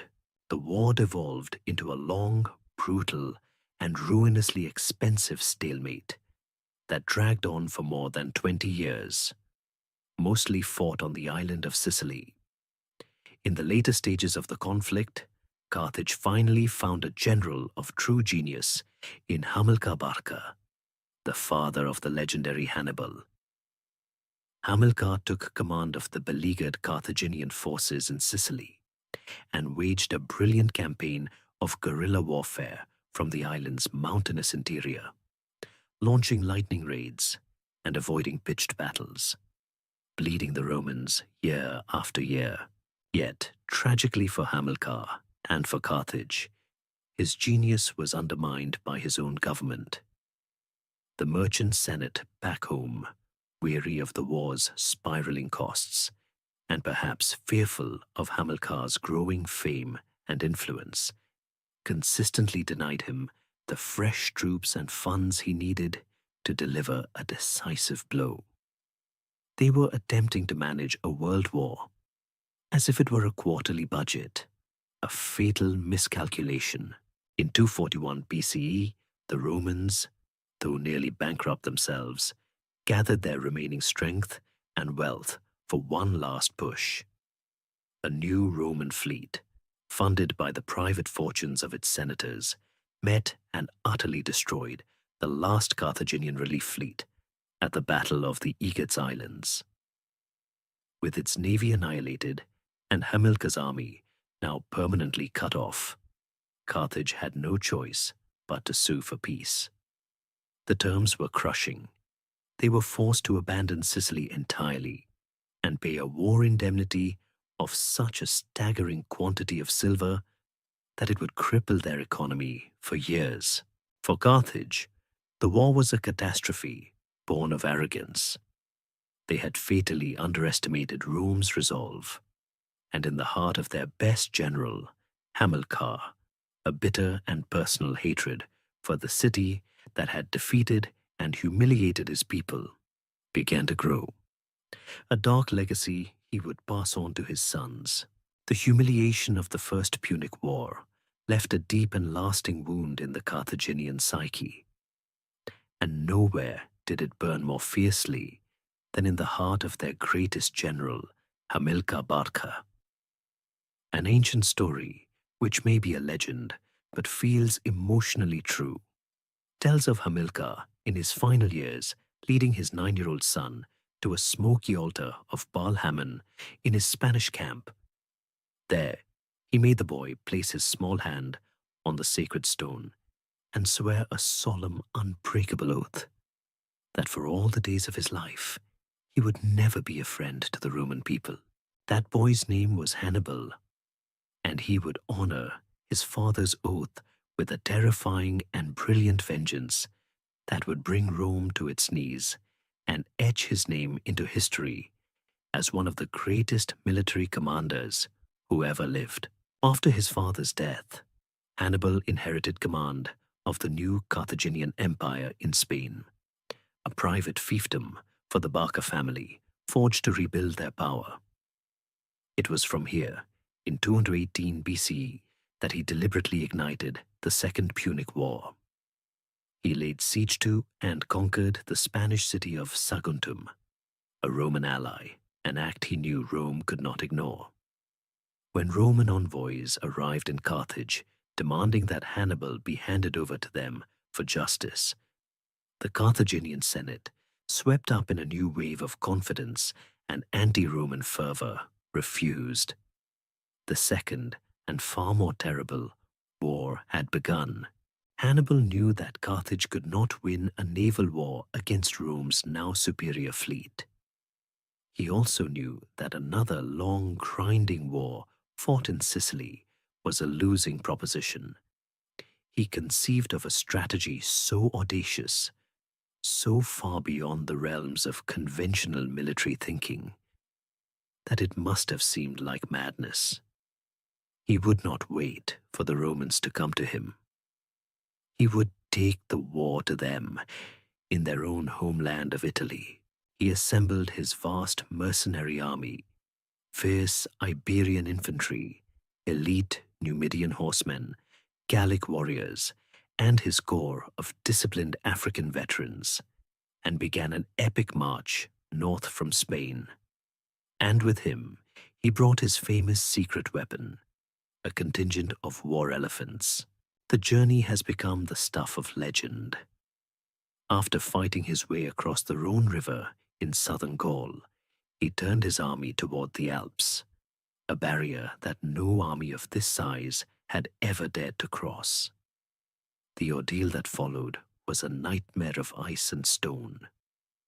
The narrow mountain passes were death traps, with hostile mountain tribes rolling boulders down upon his men from the cliffs above. The autumn snows began to fall, burying the treacherous paths and freezing his soldiers, most of whom had grown up under the warm African sun. His great elephants, terrified and clumsy on the icy ledges, would slip and tumble thousands of feet into the ravines below. By the time he finally descended, 15 days later, into the plains of northern Italy, his army was a shadow of its former self, having lost perhaps half its men and most of its elephants. But the force that emerged was hardened by the ordeal, and most importantly, it was now deep inside enemy territory, a dagger pointed at the heart of Rome. The Romans, in a state of shock and panic, sent their legions north to confront the invader. They met Hannibal at the Trebia River, and he crushed them. They tried to trap him the following year at Lake Trasimene, and Hannibal, in a brilliant display of tactical genius, laid a perfect ambush, trapping an entire Roman consular army against the shore of the lake and annihilating it in the morning mist. The road to Rome now lay open, but it was the year after, in 216 BCE, on a dusty plain in southern Italy, near a town called Cannae, that Hannibal would execute his masterpiece, the most perfect tactical victory in military history. The Romans, humiliated and furious, had mustered the largest army their republic had ever fielded, some 80,000 men, with the simple and brutal instruction to find Hannibal and crush him through sheer weight of numbers. Hannibal, with a smaller and more diverse army, drew up his forces in an unconventional formation. He placed his weakest troops, his Gallic allies, in the center, allowing them to bulge forward in a shallow crescent, while his elite, veteran African infantry were held back on the flanks. As the battle began, the massive, deep formation of the Roman legions charged forward with unstoppable force, just as Hannibal had intended. The weak Gallic center buckled and began to fall back. The Roman commanders, sensing victory, ordered their men to push harder into the collapsing center. But it was a trap. As the legions pressed deeper, Hannibal's veteran infantry on the wings wheeled inward, slamming into the exposed Roman flanks. At the same time, Hannibal's vastly superior Numidian cavalry, having chased the Roman horsemen from the field, circled around and attacked the legions from behind. The trap was sprung. The entire Roman army was encircled. What followed was not a battle, but an industrial-scale slaughter. Penned in from all sides, unable to maneuver, the Roman soldiers were cut down where they stood. By the end of the day, as many as 70,000 Romans lay dead on the field. It was the darkest day in the history of the Republic. After Cannae, Rome was prostrate, its armies shattered. Why did Hannibal not march on the city and end the war? It is one of history's great unanswered questions. Perhaps he lacked the siege equipment to take such a massive, fortified city. Perhaps his true aim was not to destroy Rome itself, but to break its confederation by proving that Rome could not protect its allies. But most critically, the cautious merchant Senate back in Carthage, perhaps jealous of his power, failed to send the reinforcements he desperately needed to finish the job. Rome, meanwhile, adopted a new and painful strategy. They would no longer fight Hannibal in open battle. For the next 13 years, Hannibal and his army would march up and down Italy, undefeated, a terrifying, ghostly presence, but unable to land the final killing blow. He was a master tactician who had won every battle, but he was slowly, inexorably losing the war. He was a solitary genius, haunted by his oath, betrayed by his own people, and unable, in the end, to break the iron will of Rome. For 15 long years, Hannibal had haunted the Italian peninsula like a ghost of vengeance, a brilliant and undefeated general who won every battle but could not win the war. The Romans, unable to exorcise this spectre from their homeland by force, finally produced a general who understood that the only way to kill a ghost is to attack the body it belongs to. That general was Publius Cornelius Scipio, and his audacious strategy was to bypass Hannibal entirely and take the war to the gates of Carthage itself. In 204 BCE, Scipio landed a Roman army in North Africa. The plan worked exactly as he had hoped. The Carthaginian Senate, panicked at the sight of Roman legions burning their fields and threatening their city, did the one thing that could save Rome. They recalled Hannibal from Italy. One can only imagine the moment when Hannibal, after more than a decade of campaigning, his hair now streaked with grey, received the order. He had brought the most powerful republic in the world to the brink of collapse. And now, with the final victory still eluding him, he was being called home not as a conqueror, but as a last, desperate line of defense. The final showdown came in 202 BCE on a dusty plain near a town called Zama. It was a clash of titans. Hannibal, leading a hastily assembled army of raw mercenaries, and his handful of remaining grizzled veterans from the Italian campaign, faced Scipio, who commanded a disciplined and battle-hardened Roman force. Scipio had spent years studying Hannibal's tactics, and he came prepared. When Hannibal unleashed his war elephants, the Romans simply blew trumpets and opened lanes in their formation, allowing the terrified beasts to run harmlessly through. For the first and only time in his career, Hannibal was tactically outmaneuvered and decisively defeated. The battle was a rout. The war was over. The peace that followed was a crushing humiliation for Carthage. They were stripped of all their overseas territories, including their precious empire in Spain. Their formidable navy was scuttled, reduced to a token force of just 10 ships.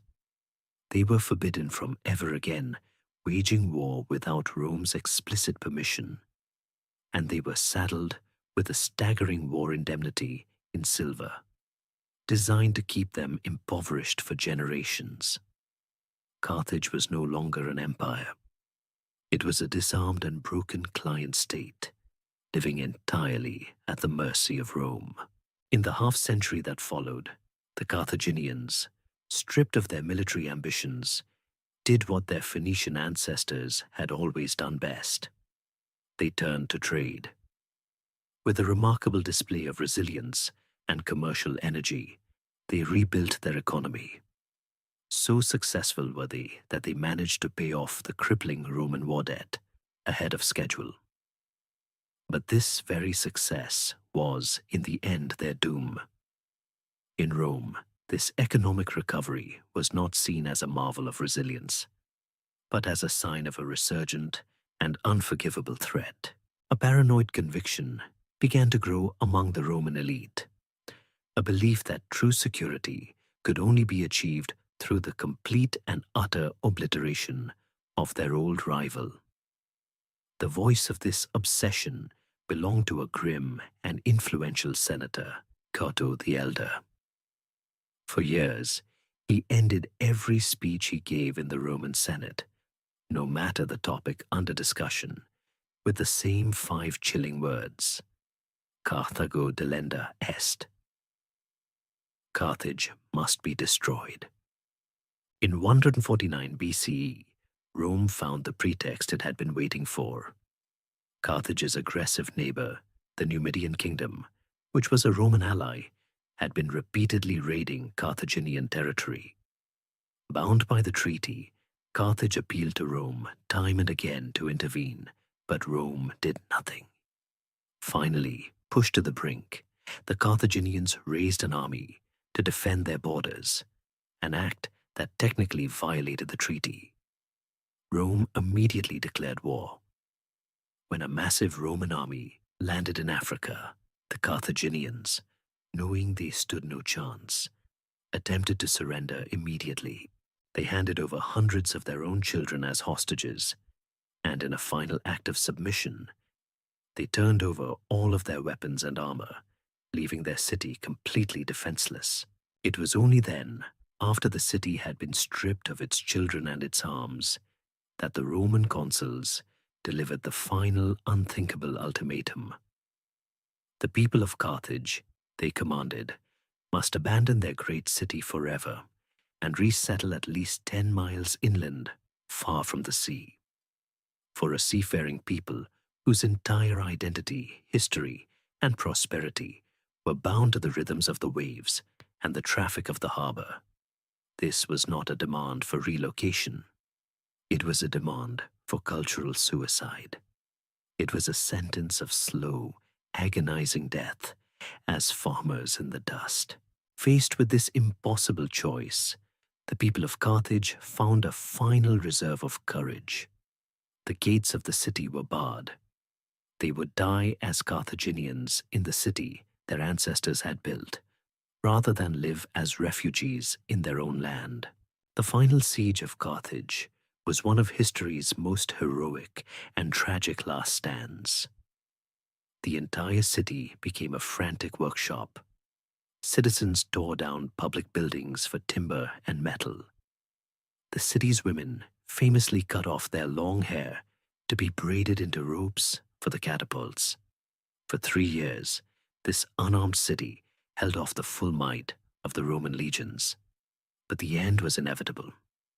In 146 BCE, a new Roman commander, Scipio Aemilianus, the adopted grandson of the man who had defeated Hannibal, finally breached the walls. What followed was an apocalypse.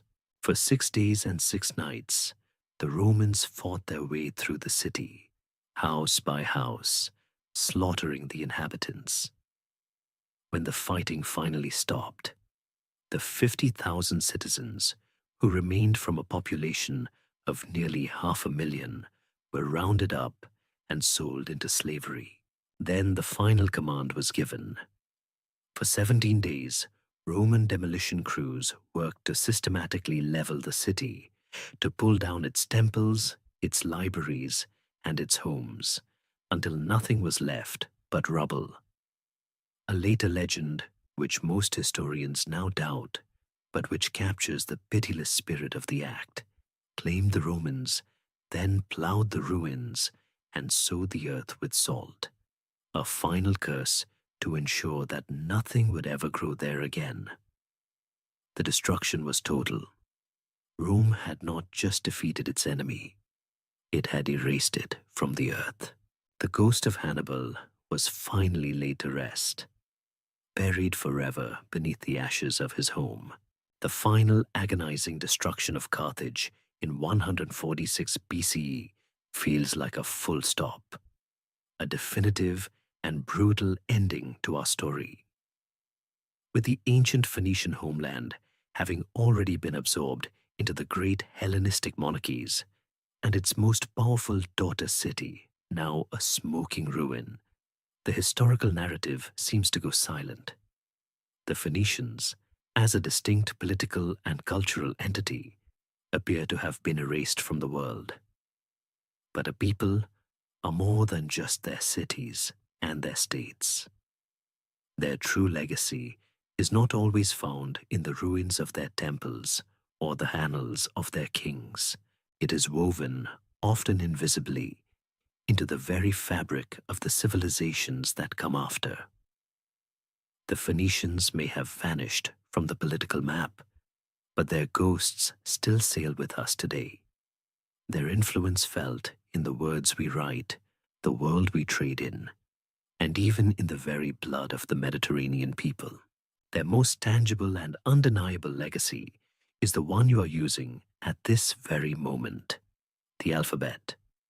This simple, elegant, and revolutionary technology, refined in the bustling ports of Tyre and Sidon, was their greatest gift to humanity. From their original 22 consonant signs, a direct line of descent can be traced through the Greek alphabet, the Etruscan alphabet, and finally, to the Latin alphabet used to write English and countless other languages across the globe. Another branch of their script, Aramaic, became the ancestor of modern Hebrew and Arabic. Nearly every person on earth who uses an alphabet to read or write is a distant intellectual heir to these ancient Canaanite sea traders. Every time you read a sign, send a message, or lose yourself in a book, you are using a piece of mental software that was developed and popularized by them 3,000 years ago. It is a legacy so profound and so ubiquitous that we rarely even notice it is there.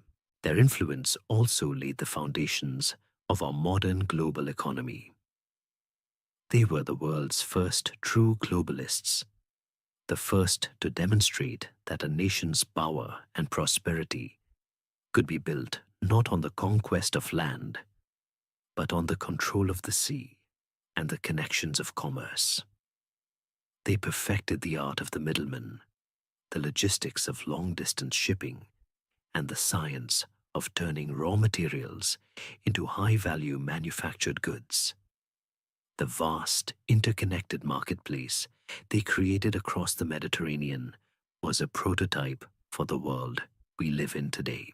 The complex international trade they managed would have been impossible without sophisticated business practices.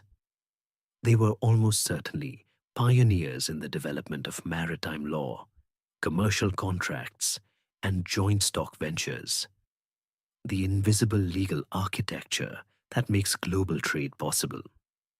And their relentless spirit of exploration, the daring voyages that took them around Africa and down its western coast, were not undertaken for glory or conquest, but for the fiercely practical purpose of opening new markets and finding new resources. This model of commercially driven exploration is the direct ancestor of the European Age of Discovery. Perhaps their most surprising and intimate legacy is a biological one, a secret they left behind in the DNA of the Mediterranean itself. For a long time, it was assumed that the Phoenicians, as a people, had been completely absorbed into later populations. But recent, large-scale genetic studies have told a different story. Scientists have identified a specific set of genetic markers on the Y chromosome that are strongly associated with the populations of the ancient Phoenician homeland in the Levant. When they mapped the distribution of these markers, they found a startling pattern. Not only do a significant percentage of men in modern coastal Lebanon carry this genetic signature, but the markers also appear at unusually high frequencies in a familiar string of pearls across the sea. In Cyprus, in Malta, in western Sicily, in southern Spain, and in Tunisia. The map of Phoenician DNA almost perfectly overlaps the map of their ancient colonial network. The evidence is clear. The Phoenicians were not wiped out. They settled, they integrated, and their ancestral lines continue to this day. A silent, biological testament to their travels. Their story is written not just in stone, but in the blood of the very lands they once connected. And so the long voyage of this ancient people finally comes to a quiet end. They were the great connectors, the weavers of the world. They were not great conquerors or grand philosophers, but they were the vital current that allowed ideas, goods, and people to flow, transforming isolated shores into a shared civilization. They braved the wrath of the sea, the terror of the unknown, and the rise and fall of brutal empires, surviving not through the sword, but through their wits, their resilience, and their unmatched understanding of the waves. Their story is a quiet one, often overshadowed by the louder histories of Rome and Greece, but it is a story of profound and enduring importance. As you now let go of the day and drift toward the peaceful shores of sleep, perhaps you can hear the faintest echo of their long passage. It is not a sound of trumpets or of battles, but a quieter, more gentle sound. The whisper of the wind in a cedar-colored sail. The quiet lapping of waves against the hull of a ship that has finally come home to a safe harbor after a long and weary journey. The cargo has been delivered. The ledgers are closed. Rest now. The long voyage is over. Sleep well.